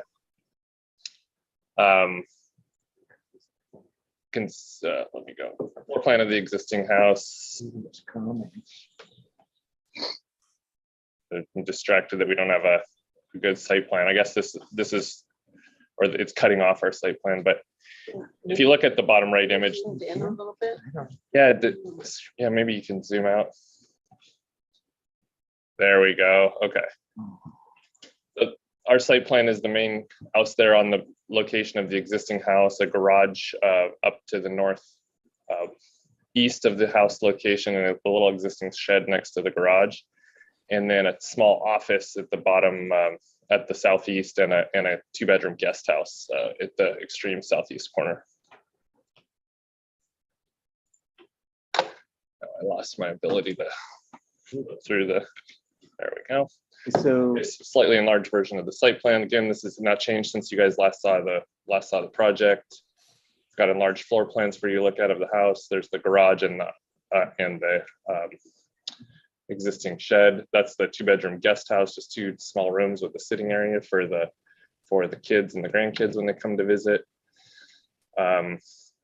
We're getting into RCPs. There's the garage, guest house. I'll just keep flipping on through roof plans. It's all flat roofs. The exterior cladding is all a weathering wood cladding that's going to start out kind of in a neutral brown, and then it's going to silver out to a nice silvery gray. I'm sorry to interrupt you. Did you provide a color border with this project today? I believe we've got that here in the back of the set, so Correct. I think I'm going to get to that here in a second. Elevations, the south ocean facing elevation at the top of the main house, and the north facing that looks out into the oaks at the bottom. You can't see this house from the north at all, and from the south you can't see it unless you get way down the hill. So we don't have any immediate neighbors. Garage to match, the office, which is a kind of a cute little folly that pokes its face through the oak trees on the south facing slope, and the guest house consistent with the architectural character of the main house. These site sections kind of give you a sense of its position on the top of the hill. It's meant to nestle its back into the oak trees behind it and focus the view to the south towards the ocean. Oh, Dan, I'm looking at all your documents. I think we have enough here for final approval. If you want to just focus on that one. Oh, there's the materials. Just I would just say present the landscape plan, how it ties into the woodland oak, and then we'll go to questions. If there's not any questions, I think we can get you guys out of here. Okay. You want to make a quick presentation of that? I do here. Looks pretty. I just want the board members. There's a lot of documents here, Yeah. so No, just we- as long I've as seen- everybody's looked at them carefully. I've seen them at home. Yes. We're at building department's middle level now. So I know it's pretty clear. It looks like you have to pull up the landscape drawing set. We had them split out due to Yeah. the size when we sent them. The question I had is there's a bunch of loose civil drawings in here. Is that those are also in the set of drawings as well, right? Okay. They're just Yes, yeah, we had sent it as one full set and then we were asked to break it out into smaller documents because of the size. And unfortunately, some of them couldn't get reduced enough. So there was some loose, we couldn't package them, some of them as like civil. So they might have been separate sheets. right. Road documents. Okay. It's the same, basically the same as what's in these larger packages. So that's what we're. I think that's the one you want, LP1. If you go to LP1, that has basically everything. Yeah. The really question that was really alleged is just how this is integrated into the oak kind of natural landscape. So focus on that. Yeah. And I don't know if you picked up from the pictures, but so the oak trees all to the north, and then some oak trees to the south, and then everything else for the landscape is existing kind of meadow. So on the outskirts of the project, all the hatched areas, those are all meadow grasses that we're planning to just kind of meld into the existing meadow areas. And then some oak understory, just barely touching on the oaks, but really trying to just preserve and not really do anything with the oaks to the north. As you get closer to the house and immediately right around the house, it's a little bit more Mediterranean planting, just to be a bit more decorative up against the house. That we're keeping it just very simple with the Mediterranean against the house and then meadow around the house. And then we just have screening on the right side of the page there, which is against the property line. And just south of the house, you can see some larger circles. There's existing screening there, and we're just boosting that up with the exact same plant because you can see the house way down the hill. So just screening both from this proposed house and from the existing neighbor. And then if you just go to LP2 as well. Could you just talk about the parking area and that circle in the middle of it? Sure. Oops. You go back to LP1, sorry. Yeah, so the parking area, starting with the circle on the inside, we're proposing a large box oak. So something pretty substantial to be a specimen there. Yeah. And then that'll just be concrete. When those dark lines that make a grid, those are just gravel strips for stormwater infiltration. Yeah, that's the gist of it. And then the darker hatch on the outside, that's just gravel. So all permeable. The red markings indicate. So the red markings down near the guest house and the office are little fruit trees that we're taking out. The two larger red circles to the left of the pool are two big yuccas that we're taking out. Okay. So no natives are being touched. I think that's pretty good. Do we have any, I'm going to just pause. Do we have any questions from the board members? Do we have any members of the public that want to speak on this item today?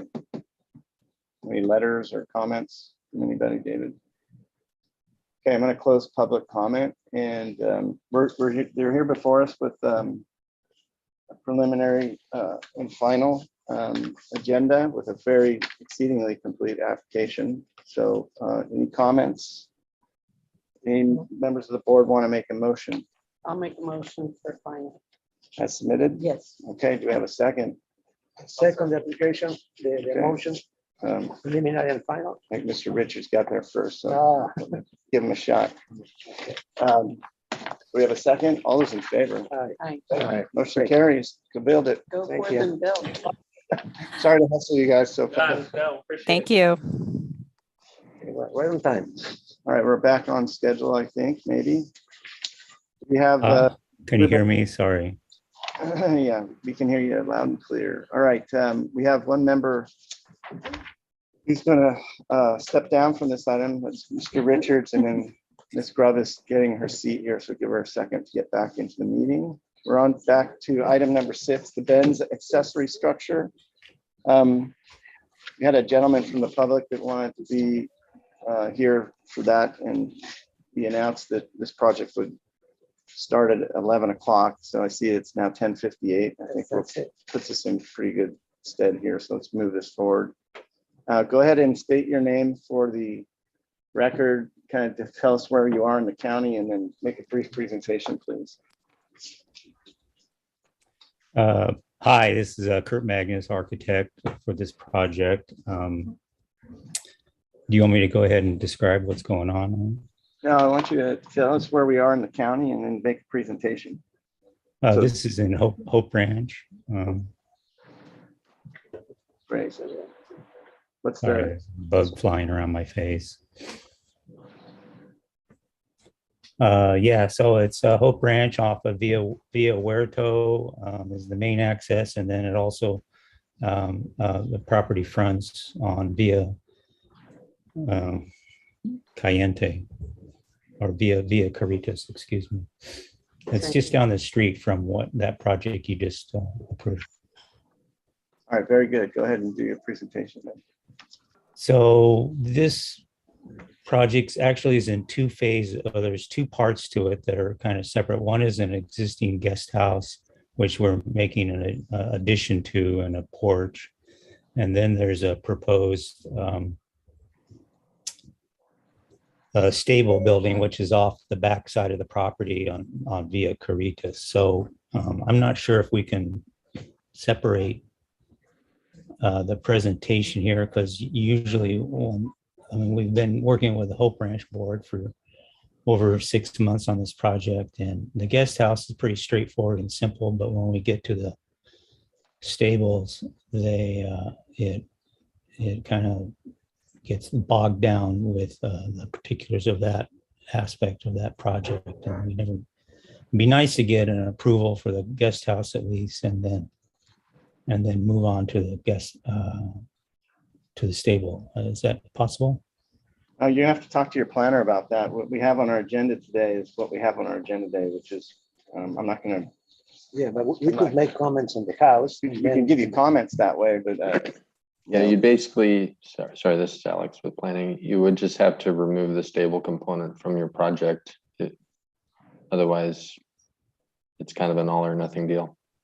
All right, never mind. I just thought it'd make it easier for everybody. So to the members of the public, we'll give you a comment section momentarily. Just hold on to your seats there, and we'll hear you very well.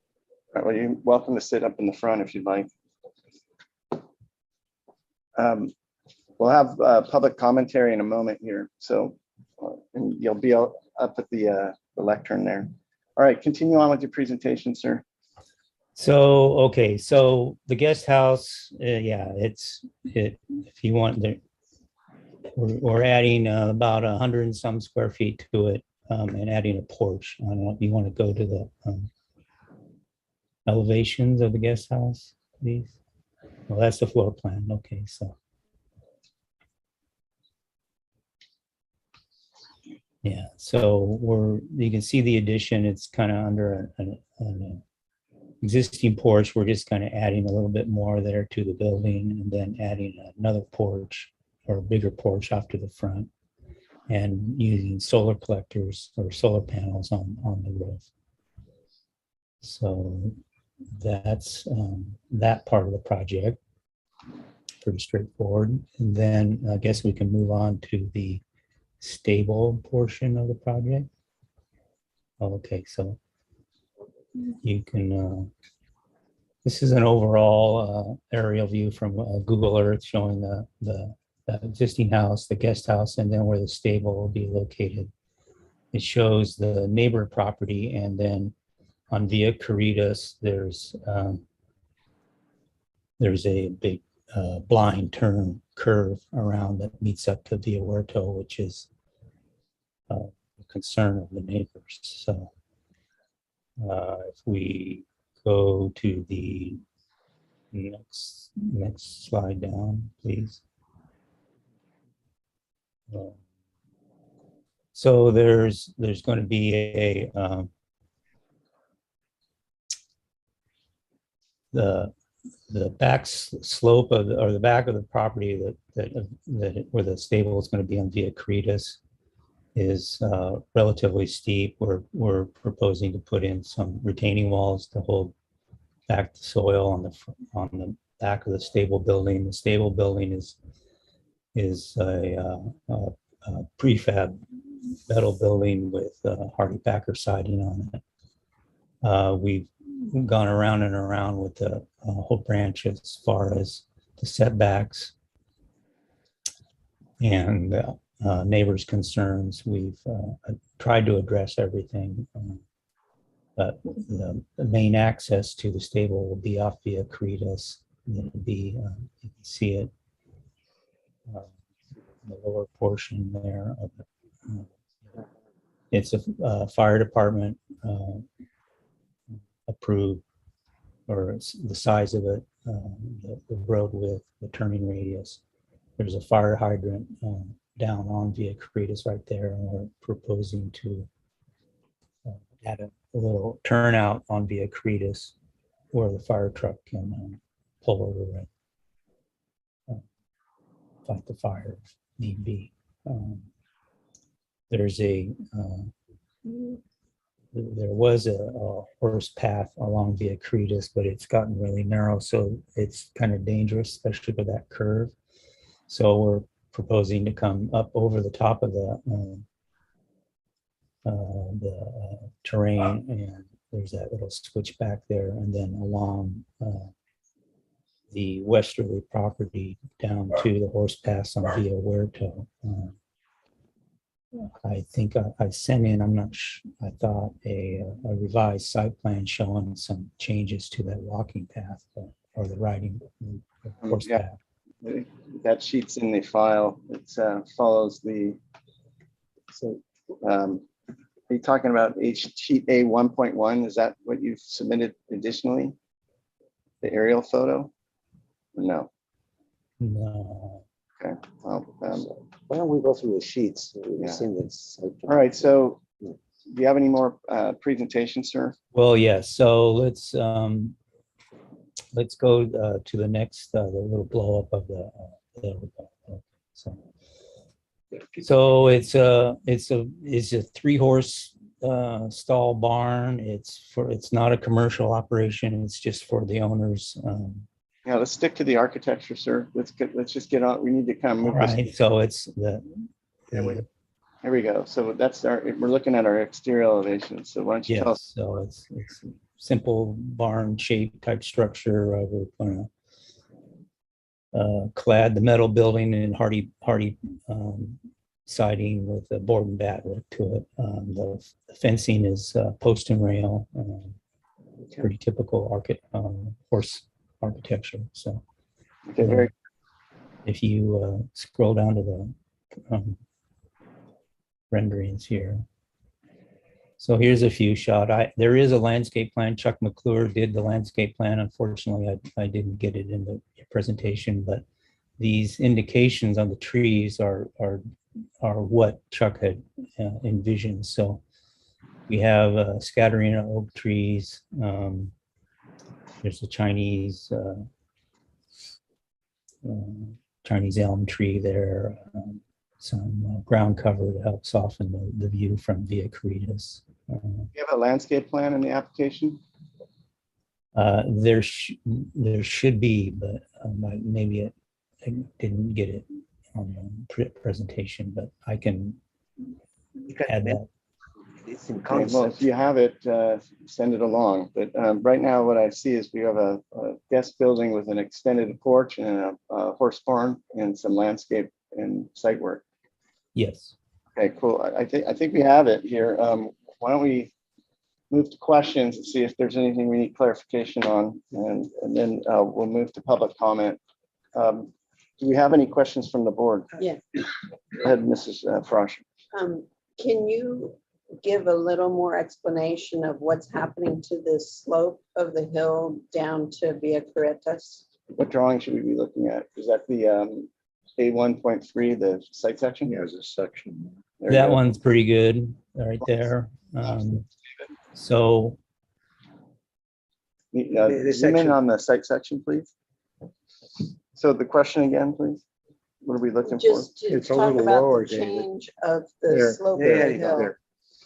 So are we so you modifying the existing grade? Is that the question? yes, there's a fair amount of grading going on. We're creating 2-step retaining walls behind the barn structure, and then taking the soil and creating a more level area out in front and where the paddock is. So You state the cut fill quantity?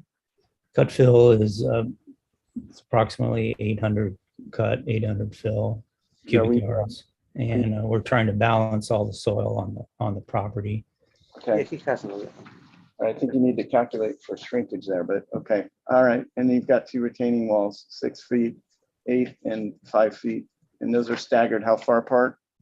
They're about 10 feet apart. And Okay. if you go to the renderings again, which is the next, Do you have any other questions from the you board? can see the way those walls work behind the.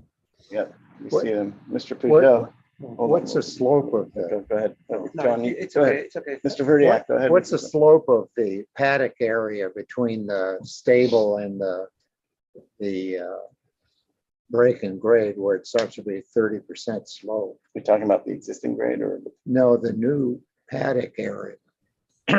New, You go back to the section, site section. Yeah, what is the slope there? Is that, yeah, it looks like it's maybe about 10%. or yeah, less. it's fairly flat, and then as it approaches Via Caritas, it drops into a 2-to-1 slope. Okay, do we have any? And- Okay, that answers the question. Do we have any other questions? Yes, I have a question on the Mr. Peugeot. on the porch and the photovoltaics. You know, Yes. what is this is a photograph that shows the roof there, because I mean photovoltaics are wonderful, but you do have a great roof, a 2-piece mission tile, and and then you're adding a porch, and I don't know. Can you elaborate on that? Or why is it there? So the question, is the question, why is it on the roof and not somewhere on the site, given the amount of property? Is that? And also given the fact that it's really a very appears to be an excellent roof. That's the question. So do you have, So we're back to the guest house, correct? Yes. yeah, the question is that what's driving the decision to put the solar array on the roof of the guest house instead of another alternate location on the site? Well, there already are photovoltaic panels on the guest house as well as the main house. So we're just adding extra ones. If I believe there's some existing photographs of the guest house. Okay, well, that didn't really answer the question, but I'm gonna refer. Why are we well, because there's already PV Okay. panels there. So All right. we're just adding to what's already there. Thank you for the Can I answer. I just ask want to one pause more for a second. I want to ask our planner, Alex Tuttle, can you refresh us on our purview when it comes to photovoltaics? This is a question for the planner. Hold on. Well, I mean, generally speaking, roof mounted solar are exempt from permits, but to the extent that they're part of like a design review package, I guess you have, if you're commenting on other components of the project, you could make comments on them. And what's the range of comments we can make? Because we're constrained by law that we cannot, Right. cannot. Yeah, no, I understand. Yeah, we understand. No, I understand the yeah, I was just trying to figure out why. Okay. The applicant Ms. Grubb says, has a question, sorry. I have a question. I just saw some reference to a variance being requested. Are you requesting a variance of any sort for the stable area? So the question is there a variance being requested for the stable area? A variance, a Hope Ranch variance, not a county variance. Okay, understood. All right, any other questions? John, No, Mr. Verdiak. I assume that the guest house matches the main building. Is that correct? Pretty much, yeah, right. It's tan plaster, rug tile roof. And, Okay. All right, so. you can see the house in the background of that one photo there. I'm going to close questions and open it up for public comment. Do we have any members of the public that wish to speak on this item today? Yes. All right. Are you doing speaker slips or, huh? Do you want to like? Yeah, we could do. Why don't we do the folks that are here, and then we'll go to the people that we have on the web meeting. So for those that are joining us virtually through the web meeting format, we're going to let the people physically present do their speaking, and then we'll come to you. So if you want to move from one side of the room to the other, maybe, sir, you can start, and we'll just move towards the other side of the room. We're going to give you 3 minutes to speak. So when you hear my alarm bell go off, try and wrap it up. And go ahead and just state your name for the record and give us your public comment. My name is Douglas Scalapino. My wife and I live adjacent to the parcel that you're talking about. And between this parcel and the parcel you just heard about, we live on Via Caritas. So you've talked today about property below us and the property above us. So if I could get the slide put back on that you had of the corral area, I want to speak to that. Thank you. May I go up to the screen? we just need you one. Yeah, you can speak on the microphone, so if you speak on the mic. I'm sorry. Take this with me. Okay. So perhaps this will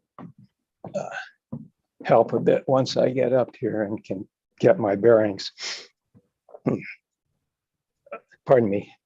I believe that's our swimming pool. And this, as you can see, is the property line.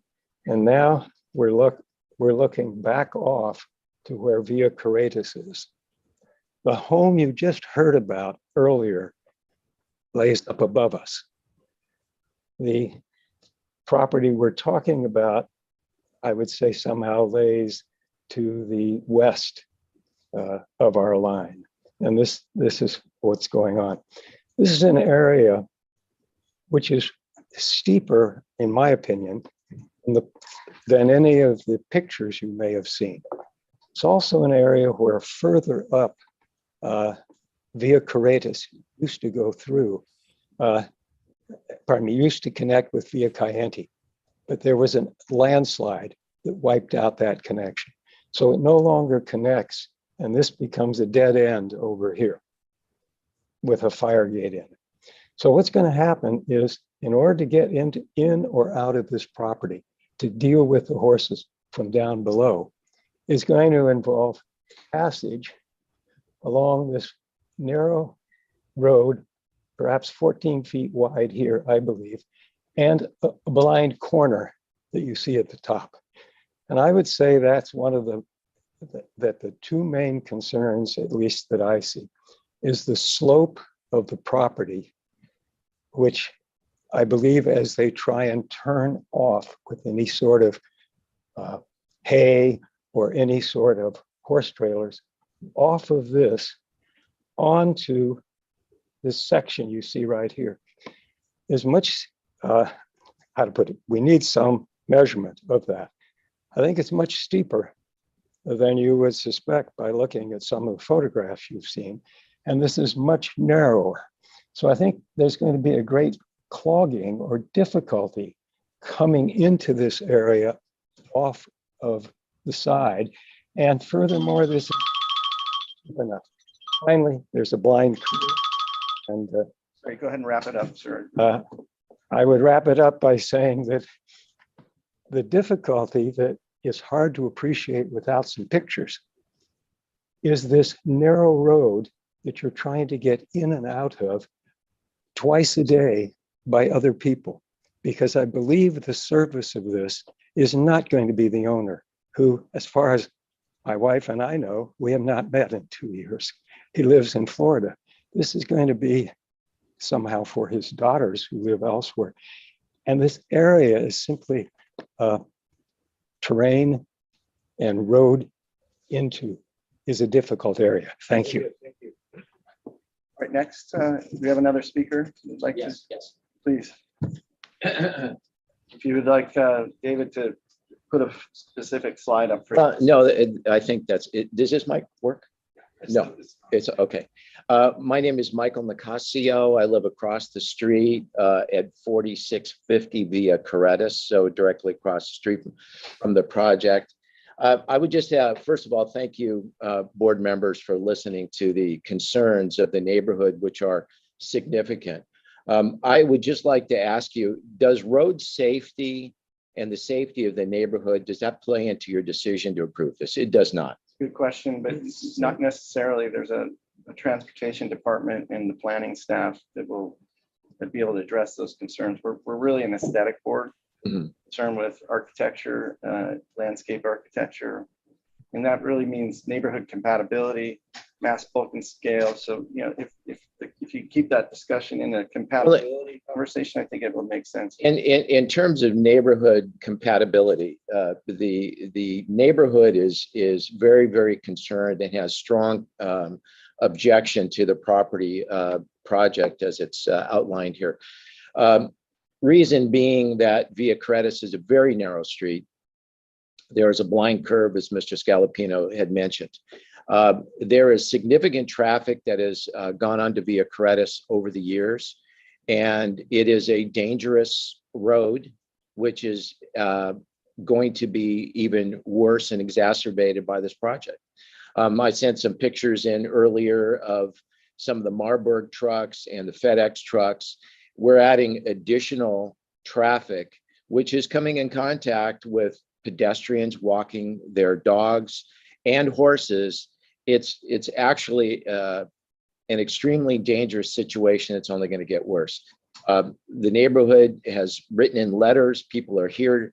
We're asking the board to listen to these concerns.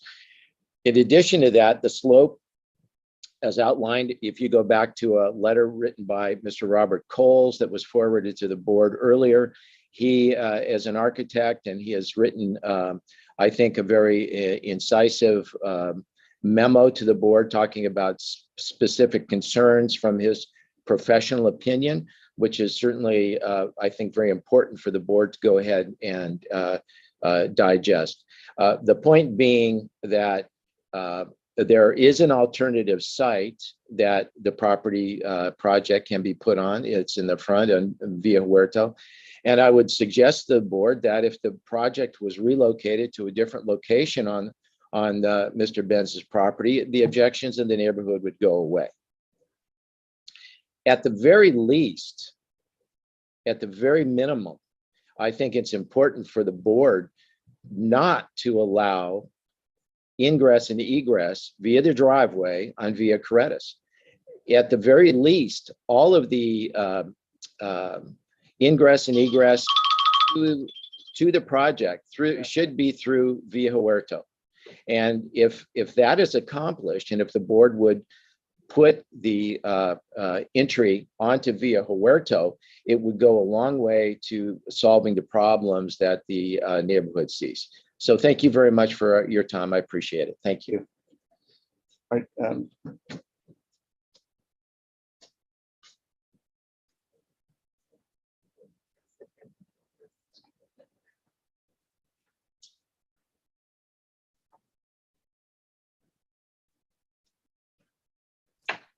Hi, I'm Bonnie Chavarria.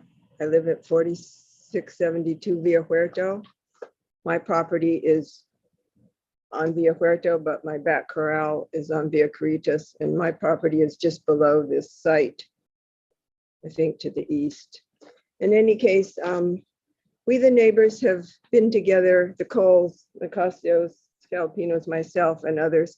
We've all lived there 40 years.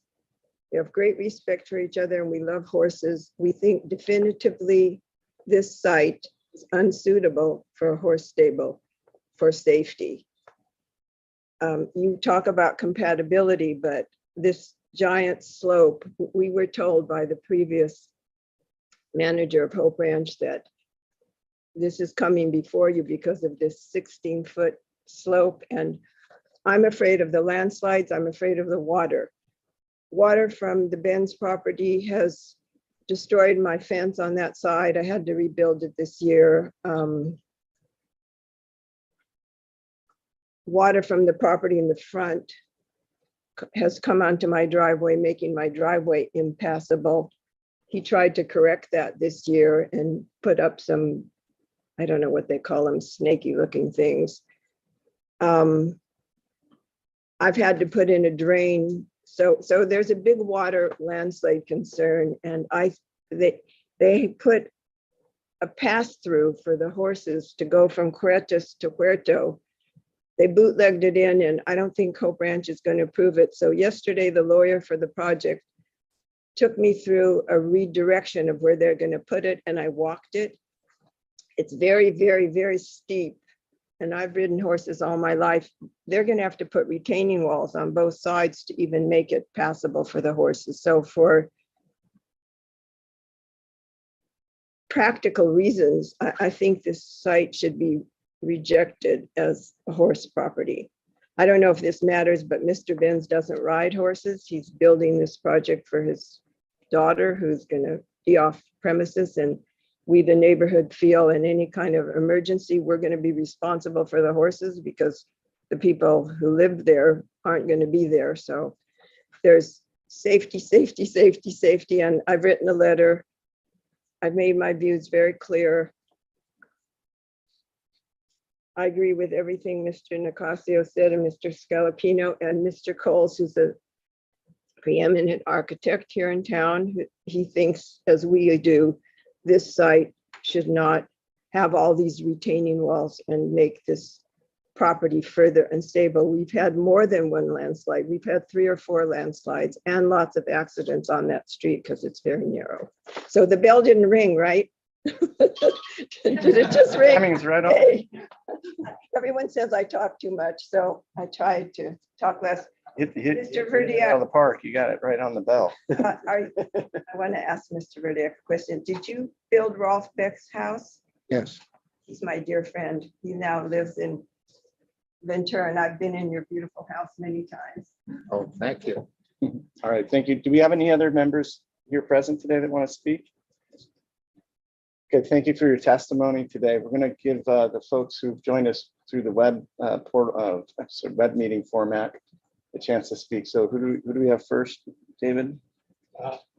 They might be here for the next item, but if there's anyone present via Zoom that wants to speak, just raise your hand and I'll call on you. Okay, so we're just waiting to make sure we've heard from anybody that's joining us virtually.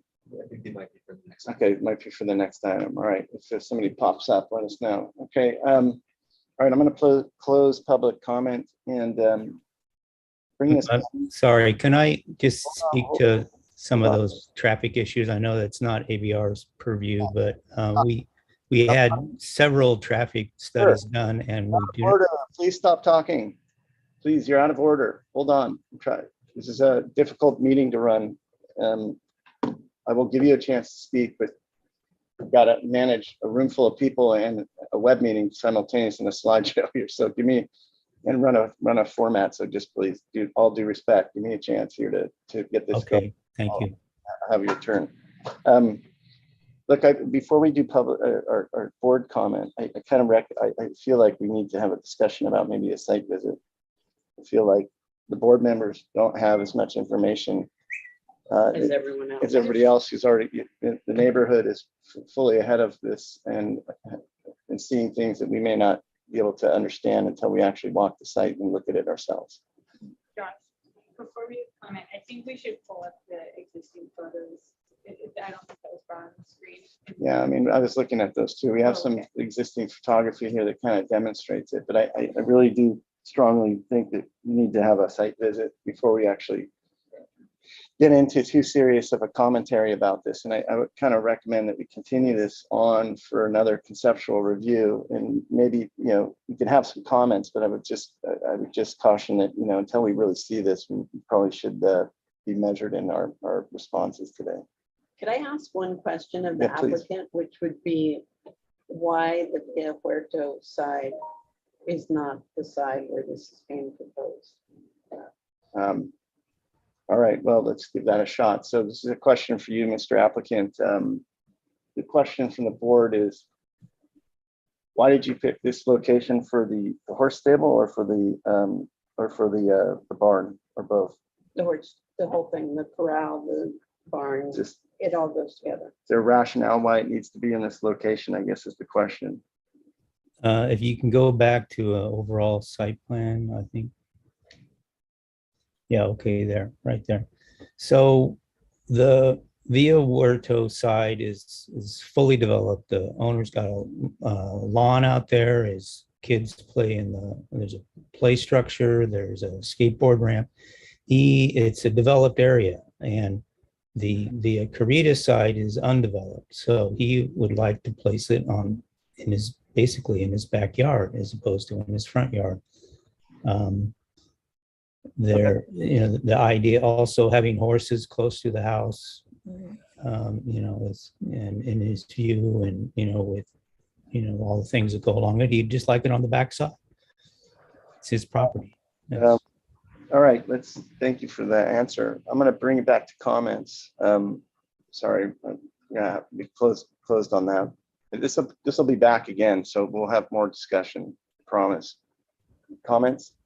Well, as you said, we are an architectural board of review. We review the aesthetics, the architecture. I was kind of wondering, usually this type of issues get resolved at the local level. There is a whole branch board of review, and I'm sure all of these items have come up there. I was a little bit surprised that we usually projects that come to us have already been vetted by the local homeowners association. So I was kind of, I believe that hasn't happened, right? I guess, Alex? Yeah, the question to the applicant, yes.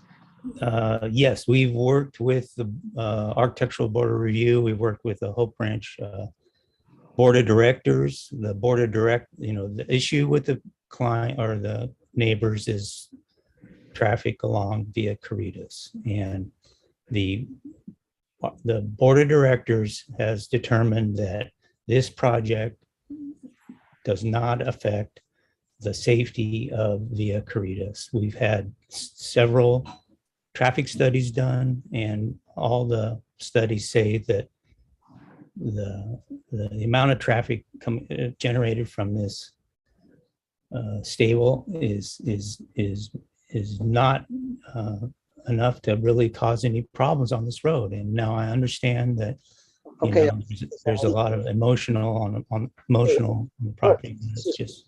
We have a letter from the whole branch. They're saying that, so we can keep it in the record, so we can move on. Yes, I can provide that. Okay, I think it'd be advisable to bring that around for any further presentations. I have just a comment or a question for Alex Tuttle, our planner. This project doesn't have a planner assigned to it at this point, I'm assuming? It does. No, it does. Okay, who's the planner for this? Looks like Kathleen. Can we make a record of request to have Kathleen join us at the next hearing? I'd like to hear from the planning staff to affirm what's being discussed here in terms of traffic safety and appropriateness, and also some commentary on the grading calculations and quantities and accuracy to that. Do you have any further comments? Yeah, I have a question for Kurt. Does does the Hope Ranch Association approve this paddock intrusion into the front setback or to the into the setback? Is that? Yes, the board of directors ruled on the variance for that to be in the front yard setback. So who has the right to approve the variance, the county or the homeowners association? Homeowners association. Board of directors. If they were, this is Alex. If they were proposing structural elements within the front setback, then they would need to obtain modification or variance from us. But if it's just like grading work, then that wouldn't necessarily be disallowed within a front setback area. I'd have to look at the project plans a little more closely. I would say that, as with much of Hope Ranch, most of the roads, including this one, are private roads. So we have very little authority over issues with regard to the appropriateness of use of a private road for residential purposes. So we would really be looking and deferring to the Hope Ranch Association in situations like that. Right. Thank you for that. Do we have any other comments from board members? Is there any planner memo? No, it's only here for conceptual. Today. So we don't normally address or provide planner memos at conceptual, but we can certainly come back with more information on the grading issue or any particular policy issues that we believe may be relevant to this project. All right. Well, I'm going to move us forward with a brief couple of comments. We haven't really gotten any comments yet, but I'm going to. Can you zoom in on the entrance gate or entrance to the paddock off the street, please? And look, any concerns about the architectural aesthetics of the barn? Well, I think it's fine. Okay, so the board thinks the aesthetic value, the aesthetics of the barn itself is acceptable. And the gate as well. And the gate in those designs, and the addition to the guest house seems to be appropriate as well. But I think one comment is study a more attractive arrangement of the photovoltaic system if possible. It's a comment, and then I'd like to. Can you zoom in a little closer on the driveway? I think the board also needs to do a site visit before we can really weigh in on, I think, the majority of the neighbors' concerns. But I think as a comment to the applicant, I would say that we need a much more detailed analysis of how this entrance and exit scheme works from the private road into the gate there. So there's it's visible on the drawing, but we need more measurement and diagramming to understand how one would pull off of the road and stage themselves before they enter into this paddock or into this area. But one thing that concerns me is that knowing the length and size of horse trailers and trucks, I don't see an accommodation for something of that size. And there's also going to be hay deliveries, and you'll have a squeeze coming off that to load it into the barn. And so none of that's really being addressed in this site plan and diagrammed correctly. So, in addition to measurement of what we're seeing here in the plans, I'd also like to see some scale representations of the different types of equipment and horse trailers that actually have to navigate this pretty tight turnout. In addition to that, I assume, I believe there's a fire department requirement for a fire truck to be able to park in front of that gate. I'm assuming. Has this project been reviewed by the fire department? Yes. And actually, if you go to the blow up of the site plan of the actual stable area, the radiuses are on there. There's the fire truck turnout. There's a indication in the renderings of a horse trailer and a truck. It's all set up to come onto the property and do a hammerhead turnaround. Go to that slide then. I'd like to see that. I must have missed that. I was looking at it for the wrong slide. We go to that. Keep going. Keep going. There. Oh, you just passed it. Yeah. Bottom left corner of that site plan, please, David. Yes. Yeah, right there. So the radiuses for the fire department turnaround is there. There's the gate setback so that for the fire department. What I don't see on there is a representation of a fire truck or of a horse trailer and truck or of a hay truck and a Okay, if you go to the renderings, there's a horse trailer and a truck. I'm making comments here. So that's what I'm asking for.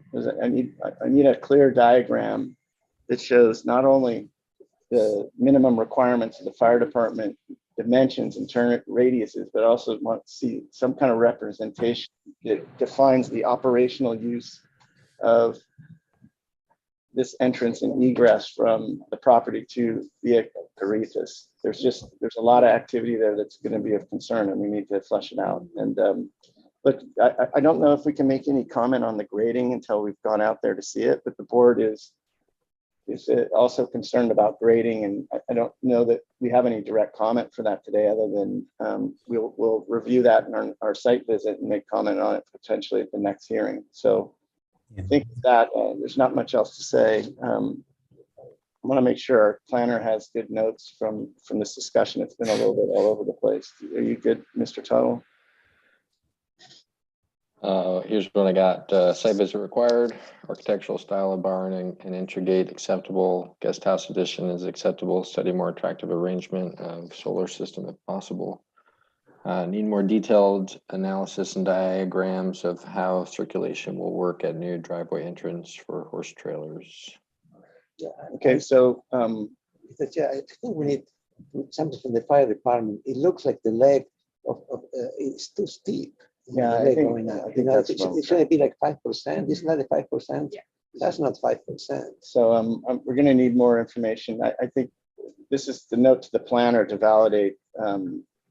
This is why I want to have the planner back to make sure that the applicant's solution and design actually complies fully with what the fire department's asking for, and I think also the other things we talked about. So. But I'm gonna close on this. We're gonna bring this back for further conceptual after we do a site visit. To the folks who came out and did their public speaking today, I just want to let you know that we will hear this item again in the same format, and you're fully welcome to come back and raise your comments as we did today. And when we perform the site visit, I recommend that you find out when that site visit is going to happen. We will be on site, and the applicant can make a presentation to us on the site, and you as the general public are also entitled to speak and make a presentation on site. So if there's things that you want us to see while we're out there, you can direct us to that, and it'll help us understand what you're seeing. Sorry? We can come when you come. Yes, that's what I'm saying, is that when we have our site visit, everybody who's invited to this hearing, we'll just have our hearing standing out there on the site. How will we know when that will be? The planning staff will notify you. You really need to make sure that you're on the mailing list so that you're getting all of the notifications about public information going out on this. So, yeah, I would suggest reaching out to the hearing support staff, David Villalobos. If you share with him your email addresses, you'd be copied on any future agendas. Can I make a correction to something you said about Hope Ranch? yeah, we can do that at the next hearing, Ms. Chavarria. Sorry, I got to move on. Look, we heard you guys loud and clear. We really thank you for your participation. We thank the applicant for their patience for the difficult hearing. Your address to Your email address. And we're going to close on this we'll bring us back at further conceptual after we do a site visit. Thanks to the applicant for hanging in there. Okay, thank you very much. All right. All right, moving on. We're moving on to everybody take a deep breath. exhale. Oh, that's nice. All right, we're gonna move on. Okay. It's a new kind of yoga. Okay, we're on to item number 8. No, 8 is dropped. 8 is dropped. So now we- Yeah, see, they got, there are, see, Okay, so do we have a timing for the, is there a time we should Detailed letters, I would appreciate that. bring this, or are we ready to go no, no, now? we're ready to go. I think we're ready to go. And you might be Wait, able let- to, you might be able to make lunch. You might be able to get a free lunch. Can we get a free lunch? So before we turn it over to the applicant, let me just give you a heads up on this one. You've obviously seen the sign package for the Summerlin gas station already. The permit associated with the signs, the sign certificate of conformance was appealed. And through that appeal process, the project has actually changed. So it's coming back to your board for review of the updated sign package. What you'll see is the sign that had been mounted on the chimney has been removed and substituted with a sign on the rear, proposed sign on the rear of the building. The sign on the front of the building is unchanged, is my understanding. So, but they'll run through the plans and you'll be able to take a look. So that's where we're currently at. The appeal is still pending and it's currently scheduled for the Planning Commission later in May. And any decision or comments you have today would help inform that appeal. Question, Okay, so- Mr. Chair, Mr. Tuttle, the appeal is based, is appeal of what? Of the whole approval of the signs, of the canopy, or what? It's limited. The appeal was for the sign package. The canopy was, and the other improvements to the building itself, that was approved, issued, not appealed. So the only thing that's the subject of the appeal and in your current review is with regard to the signs. So all the comments about lighting and there's a lot of letter, and I mentioned this because I'm trying to save time on the public comment regarding Let me lighting try and the this. I canopy. think it's pretty clear Yeah, here. Let me yeah. see if this answers the question. Conceptual review and preliminary approval of 2 wall signs. It says A, the Point Market, and B, the Fuel Depot. Those are the signs that are in question, and associated light fixtures. The following structures exist on the parcel currently, and it goes through a list of what we already know is Okay, there. all right. So, But it doesn't include lighting. I think Right, that lighting for the signs. Absolutely, that's within your purview. You may have gotten a lot of comments about other elements of the site, including the canopy and issues associated with that, but that's not really before your board today. Okay, so Great, thank you. Just to clarify for the record, when we say associated lighting, we're referring to lighting that is designed into the sign itself or for the illumination of the sign. Correct. And not other lighting on the project, okay? All right, so do we have our applicants here to present the project?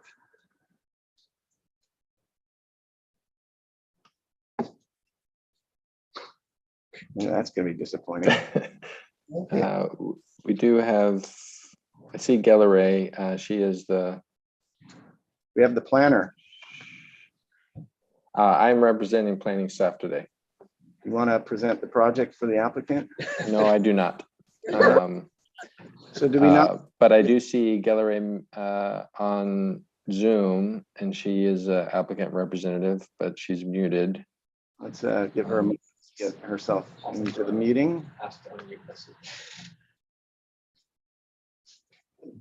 We're just waiting for the applicant to get into the meeting, so just be patient all.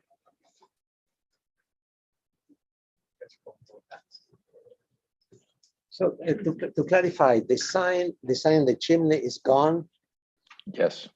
Okay, so there are no signs, like right now, there are no signs approved. It's only the 2 that they're applying for. Is that correct? Correct. Thank you. So, yeah, and just clarifying while we're waiting for the applicant, maybe it can help here. We've got 2 signs here that are clearly documented, and the associated lighting appears to be good. Well, it actually is indicated as gooseneck lighting, which is in the application. And then there's a rear sign lighting spec, which I assume is what lights up the internal components of it. Is that, Right, so there's a regulation in Summerlin that prohibits internally illuminated signage. So any signage in Summerlin has to be externally illuminated. So that's why you see these light fixtures. Right, so there's two bar lights that sit above the top of the sign to give it a very, I'd say, direct illumination, and there's decorative light fixtures to kind of accent it and give it more of a, I would say, a detailed old-fashioned light fixture look. So, all right, and that's only, I guess, applicable to the sign. The gooseneck fixtures are the only shown on the front of the building facing the street. The other, so do we have the applicant? All right. Well, look, I mean, they've submitted their documents. No, sorry, they're here. Okay. I don't know if we need them at this point. You see them? Yeah. All right, applicant, are you with us? Who do we have presenting this project for the Summerlin Gas? Yes, hi, this is Gallery Macon. Apologize, our designer is on his way. He should be there. I'm right here, guys. Can you see? Oh, great, there he is. Thanks, Gallery. So go ahead and state your name for the record and make a very brief presentation, because the board has looked at this very carefully in your absence, and we're pretty clear about what's going on. So there's not much work for you, really. Good. So the gas station in Summerlin, my name is Dan Morris for Freedom Signs. We are back again to see you for this seemingly simple gas station sign. Today, we're just looking at two signs, one of which has already been approved. That's wall sign A. And we're asking for a second sign on the rear of the building. There is one change from the plans that you have. The description says that it's an LED light bar.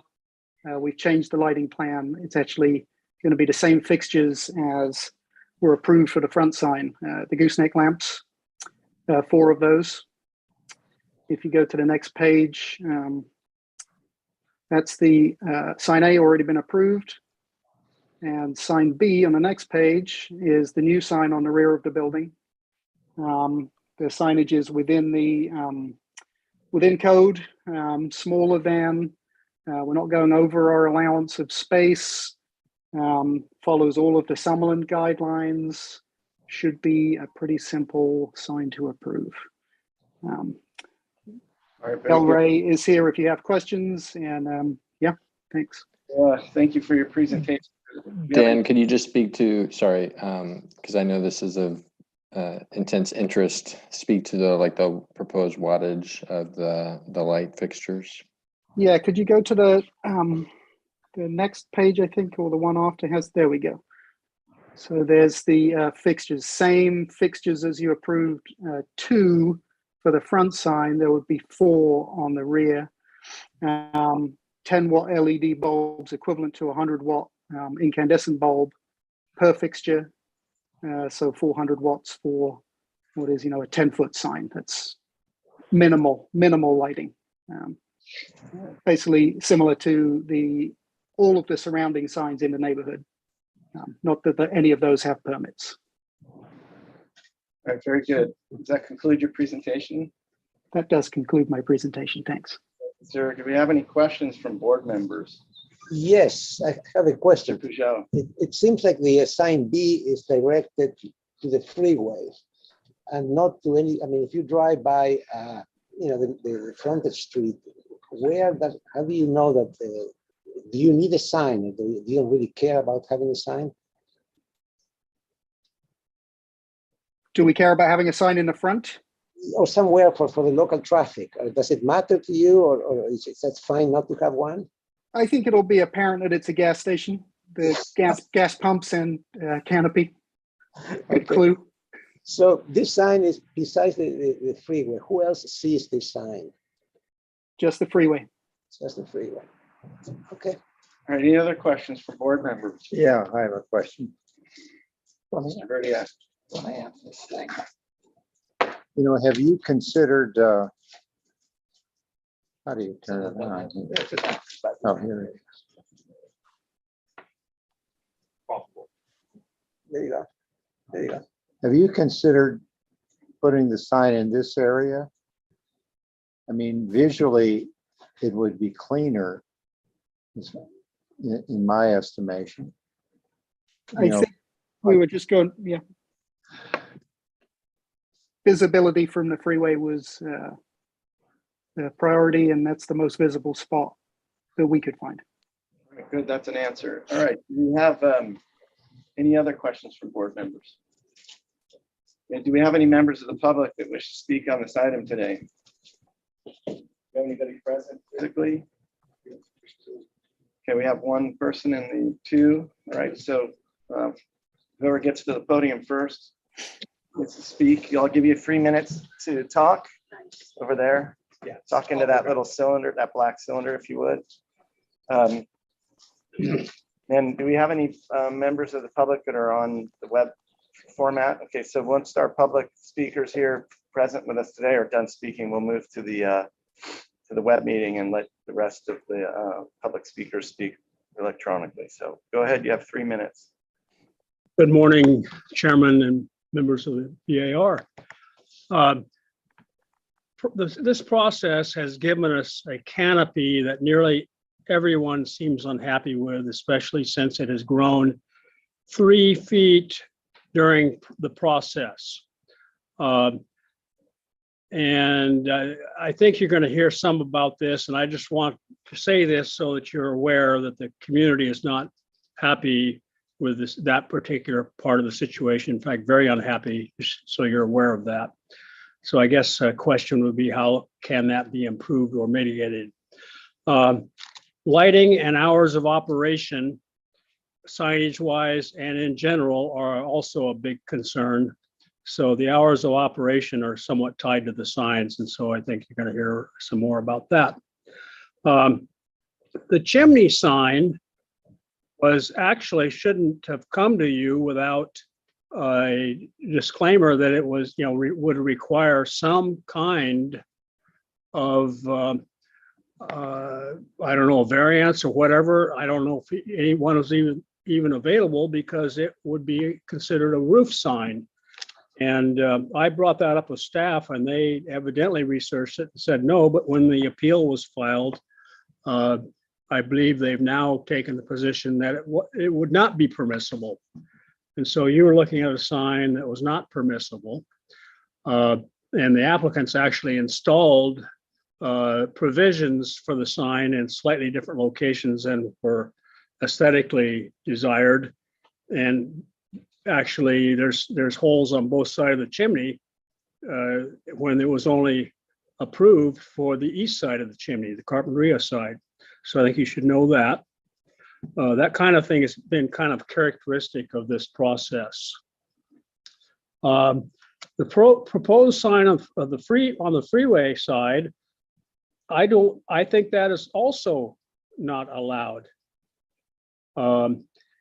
And I think it would set a bad precedent. If you drive along the freeway, I don't think you'll see any signs. I haven't driven by in the last 2 days. You never know, but I don't believe there are any signs that just show to the freeway only. There's some you can see that are on sides of buildings, but they're not. Those are frontages for side roads and so on. So I think it's because, I'm not sure, but I believe all those we don't have any freeway signs. We would, in all this time, we would have had some if they were allowed. I think it has to do with the fact that the freeway is not considered a street frontage, would be my. At my time? Yes. Can I say any more? No. Good enough. Wrap it up. If you want to summarize, you can, but you need, I'm gonna. Okay. If you look at the station he owns on Coast Village Road, which is a different jurisdiction, it doesn't have any signage on the rear. It doesn't have any signage you can really read from the freeway. It has minimal signage. And for some reason, he thinks here that he can do something else in Summerland. All right, very good. Thank you. Do we have another member of the public like to speak today? Please step up. I'll give you 3 minutes. When you hear the alarm go off, just give me a second to turn it off, and then you can just kind of summarize it, and we'll wrap it up. Go ahead. All right. Hi, I'm Phyllis Noble, and I'm the president of the Summerlin Citizens Association Board of Directors, and I'm here on behalf of the community and the Summerlin Bar. And our position is that, with all due respect to the applicant, that actually the if we follow the codes, and we follow the codes for the Santa Barbara, the Summerlin sign standards, it clearly identifies what an identification sign is, and there is only one allowed. There aren't multiple for any exceptions, and it's very specific in that the identification sign can only be 5 feet in height and a total of 10 square feet. And currently on the property, there are 12 identification signs amongst the pumps. And there's a temporary, price sign that has an identification sign on it. There's an identification sign on the facade of the front of the building. And now there's one being proposed for the back. And as Mr. Evans pointed out, there are 2 places for the chimney sign, which I think will eventually get closed up. But I think that just strictly going by code, and it's supported in multiple places in our county policies, that there is only one identification sign. And the wall signs are strictly intended and specifically spelled out to be on the facade of the building of the street frontage. And going by definition of our own policies, the street frontage has to have public access. And if it's facing the 101 corridor, it needs to be on a frontage road of the 101 corridor. And the concern is that the application says there's 3 signs, so we're thinking a third one will be on the way.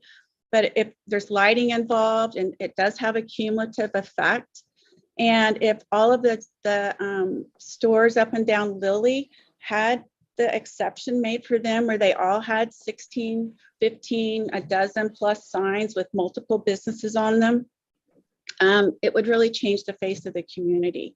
And I've already had a phone call from multiple other businesses saying that, and I was told, I can't confirm, that they've emailed the county saying they want signs on the back of their buildings, which is not what's, it's in our policy that we can't do that. And I don't think that's the intention for Santa Barbara, to have a lot of signage when you drive by on the freeway. And so we're just asking that you please consider the policy and the ordinances.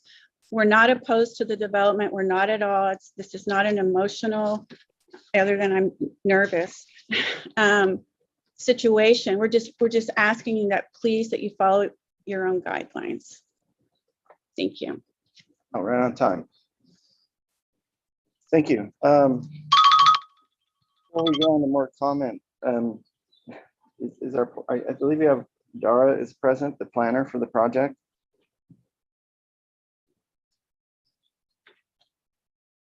Is Dara with us? I don't believe so, unless she's popped in. So the public testimony is kind of alleging that the current signage on the building, and as contrasted with what's being proposed, is outside of the allowed limits of signage in terms of square footage and size. So we don't have the means to assess that. And I would hope that the planners already looked at that and made sure that what we're reviewing today is something that is within the county guidelines and ordinances. It's actually here for an approval. So I'm kind of wondering how we get that answer. Yeah, so, I can't speak to Ms. Noble's comments about some of the other existing signage, like on the fuel canisters and things like that.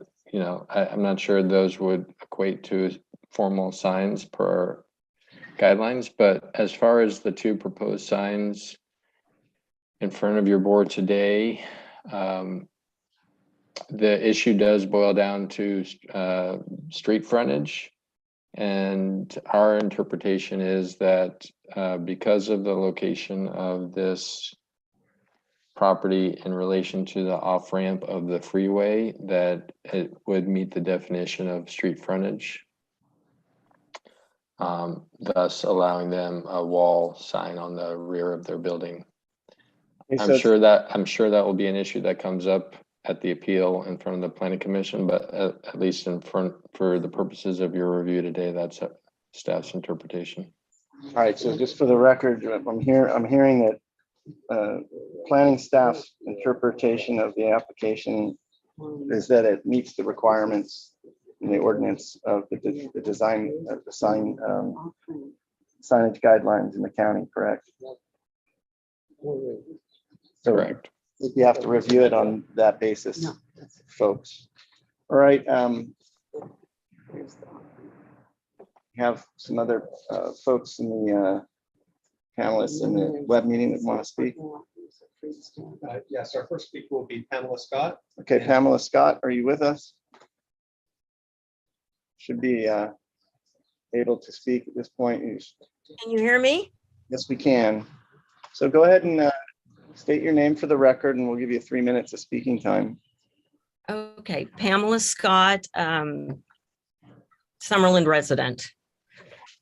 All right, dear SBAR members, I'm speaking on behalf of about 350 residents and nearby neighbors of Summerlin. I've sent you their comments from Save Summerlin and shown you the 100 or so physical signatures I've gathered, all concerned about light, noise, and traffic. We realize the applicant wants a freeway sign, but it's not good for the community, nor is the light. And the sign facing the street frontage is really a pull, as far as I'm concerned, or whatever. So, as you know, for the past 6 months, I've been trying to help the community deal with the fact it was never exposed to the public for community input.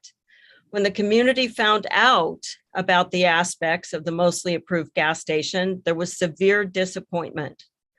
The gas station operator and his proxies tout what a good operator he is, but that has nothing to do with the negative impacts the station threatens to produce. A truly good operator would take the community's needs into consideration and communicate sincerely with them. We are now aware at this late date what kind of negative impacts the station will have, especially with the freeway sign and the lighting, and mostly from the fact that it's open 24 hours and it's the traffic in the middle of the night and the lights that are causing the problem. Summerlin's a very small hillside community where these negative impacts, it affects nearly every home. Noise, loss of ability to see the ocean, ruining our night sky, freeway sounds of semi trucks coming off the freeway, we hear it. And the noise of traffic in the middle of the night, I already said. In this hearing, I understand the board will be addressing the fact whether it's allowed as a wall sign, but maybe you're going to take staff, I don't know yet, or understand it, but certainly in the lighting, in his original wall sign that was a roof sign application on the front, he had 100 watts, I believe, coming out of that front sign, wall sign, and in the rear and on the roof, he had 100 watts coming out of that sign. So to me, he's quadrupling his rear signs and doubling his front sign lighting in this new plan, and I'm opposed to that. And then obviously the freeway precedent and this being street frontage, I would also concur with those positions.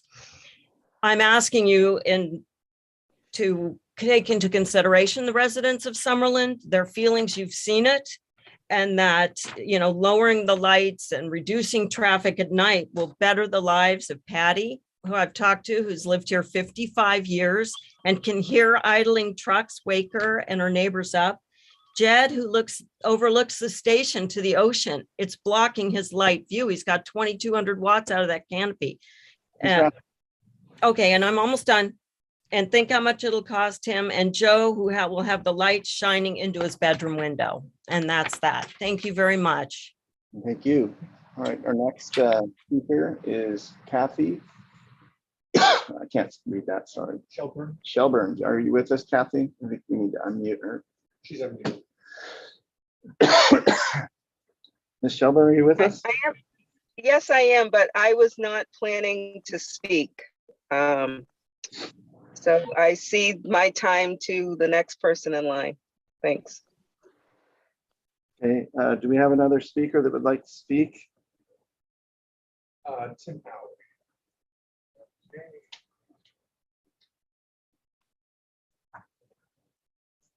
I don't know if, I don't know how it's supposed to work at SBAR, but do we let people cede their time to others here? I know they do that the city. No. The planning Yeah. commission doesn't allow Yeah, it. we don't do that. I don't want to do it either. Mr. Howie. Mr. Howie, though, we'll give you 3 minutes to speak. Go Thank ahead. you. And The proposed sign on the back of the building will not be visible from the freeway off-ramp. There's another property in between the freeway off-ramp and this property, and therefore the argument that this is street side because it's something to do with the off-ramp is nonsense. And therefore, by approving this, the SBAR would be setting a precedent in favor of freeway signs for the first time. Secondly, and I don't know why SBAR would do that. Secondly, if it is true that a building can only have one large sign, I don't know why SBAR would approve this as a second large sign. There's already one being approved on the front of the building. Thank you. All right, thank you for your brief comment. Do you have any other speakers? Ms. Tufel, did you wish to speak? Mr. Tufel, are you with us?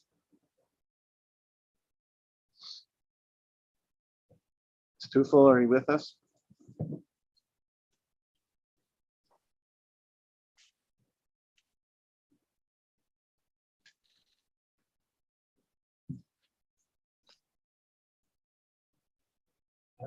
She did submit a comment letter. Okay, was it a in favor or opposed? Let me guess. Oh, I'm sorry. By the way, there are board members have reviewed the letters and the photos that have been submitted, just for the record. Yep. I don't see her letter. No, I'm sorry, it's different. Okay. Same last name. Okay, once again, Ms. Tufel, are you with us? All right, I'm gonna close public comment. Ms. Tufel, if you're out there and you can hear us and you're able to connect in, we will, of course, stop and give you a chance to speak. I want to make sure everybody gets a fair chance to speak today. So is there anything we can do to help make sure that she's getting connected properly? Is there another alternate method? Is there a phone number she can call if she's not successfully connecting? You can always call the hearing room phone number. It's 805-568-2092, 805-568-2092. All right, so if you're out there and you're having difficulty connecting using our web meeting format, you can simply call that phone number and we will answer it and get your public testimony. So I'm going to close for the moment on public comment unless there's any other speakers. If someone calls, we'll reopen public comment. So questions from the board? Well, is there an ordinance against this or not? I don't know. According to the planning staff, this is compliant with their understanding of it. So it is valid. That's what they're saying. Okay. This has been reviewed by staff, and I don't believe would be at this meeting if it wasn't a legal sign. And it's fine. You don't need to opine on that. We already heard from the planning staff on that. We're just reiterating what we heard from the planner. So, okay, no questions. So no further questions. So any discussion before we move forward with comments? Any? Go ahead. For the planner's memo, it seems that the proportions of the sign are within the requirements, but I think the position is the sign should be considered a freeway sign because it's not visible from a frontage road, and so the position is not acceptable, even though the size of the sign seems to be within the regulations. All right. Any other comments? I would concur with that. I don't Oh, think and I it's, wanted to add, I think a dimmable feature on the lighting after a certain hour should be considered. It's one of the only reasons it's open. yeah. Okay, so the project's here for conceptual review and preliminary approval. So based on any other comments, by the way? I think we should approve the sign A, which is the one On the front. On the front. And I agree with the comment that this creates a precedent and it's basically a freeway sign and there's no, when I saw it, I believe that it was on the side of the building as we were coming down on the street, on the front street, you would see it. But the only purpose, and it's what the applicant stated, is to be facing the freeway. And I think this is not something that the community enjoys. You can hear people from Summerland about that. And I don't see a reason to approve it. And it might or might not be legal. We already heard conflicting information about it. So let's discuss our options here. So, because Alex brings up an interesting opportunity. So somebody wants to make a motion to approve the front sign to the, to the market facing the street. We could make a motion and have a second and potentially vote for preliminary approval on that. And we could continue, we could actually ask for the sign that's on the screen right now on the south elevation to come back for further conceptual, or you could make a motion to deny it. But I would like to, for one thing, just to clarify and make clear for the record that any sign that is now on the property is not approved and it's not approvable. Like right now, the pole sign, if they want most gas stations have the price of the gas put on a separate sign that has certain dimensions but this one does not meet that. So we need to clarify that everything that has ever been approved is not approved anymore. That this is a clean slate. So yes, in that case, I will make a motion to approve the wall sign for the market, which is in A, and continue the application for the applicant to find a better location for the fuel depot that faces the traffic on the main street and the access streets. Can I interject real quick? Yeah. Kind of similar to the comment I made with the last item, the Hope Ranch project. We can't really, it's agendized here as wall sign A and wall sign B. I'm a little uncomfortable with you taking an action on like half the project and continuing the other half. So that puts us in an awkward position. There's two options. We can continue it for further conceptual with comments, or we can approve it, or we can deny it. So we've had a good enough amount of discussion. I think everybody knows. So is there anybody here that wants to recommend a way forward or make a motion? What's the system of the planning commission? Well, yeah, so I would, let's see. So your BAR had already taken action on a prior proposal, which included wall sign A as a component of that. So if that's the only thing you're prepared to approve today, then I would probably suggest not taking action on that, because they already have approval for wall sign A, and that's already from your board, and that's already part of the appeal package. So if you want to kind of kick this up to the planning commission to weigh, then perhaps the best thing to do would be to just deny the current request. Let's see where that goes. So board members, can I have a motion? I'll make a motion to deny it on the basis of the fuel depot sign B. All right. Not being an acceptable location. I second the motion. Okay, we have a second. All those in favor? Aye. Opposed? I oppose it because I think it's unclear whether or not it's a frontage road based on staff not giving us enough information. So one opposed, I'm abstaining. So it's four, As a chair, it four, doesn't- 0, and 4, 1, Who made the second? So the Peugeot. motion, yeah, Peugeot, Roberts. So 4 to 1 to, what was it? I'm just picking that, I'm just being the chair, Yeah. staying neutral. 4-1-1. It's what, 1 no and 1 abstention. Very good. And Okay. it's, yeah, just for the record, it's good sometimes for the chair to stay a bit objective, so that's why, that's the reason for my extension. Very good. Leading discussion. All right, very good. So that's our last item today.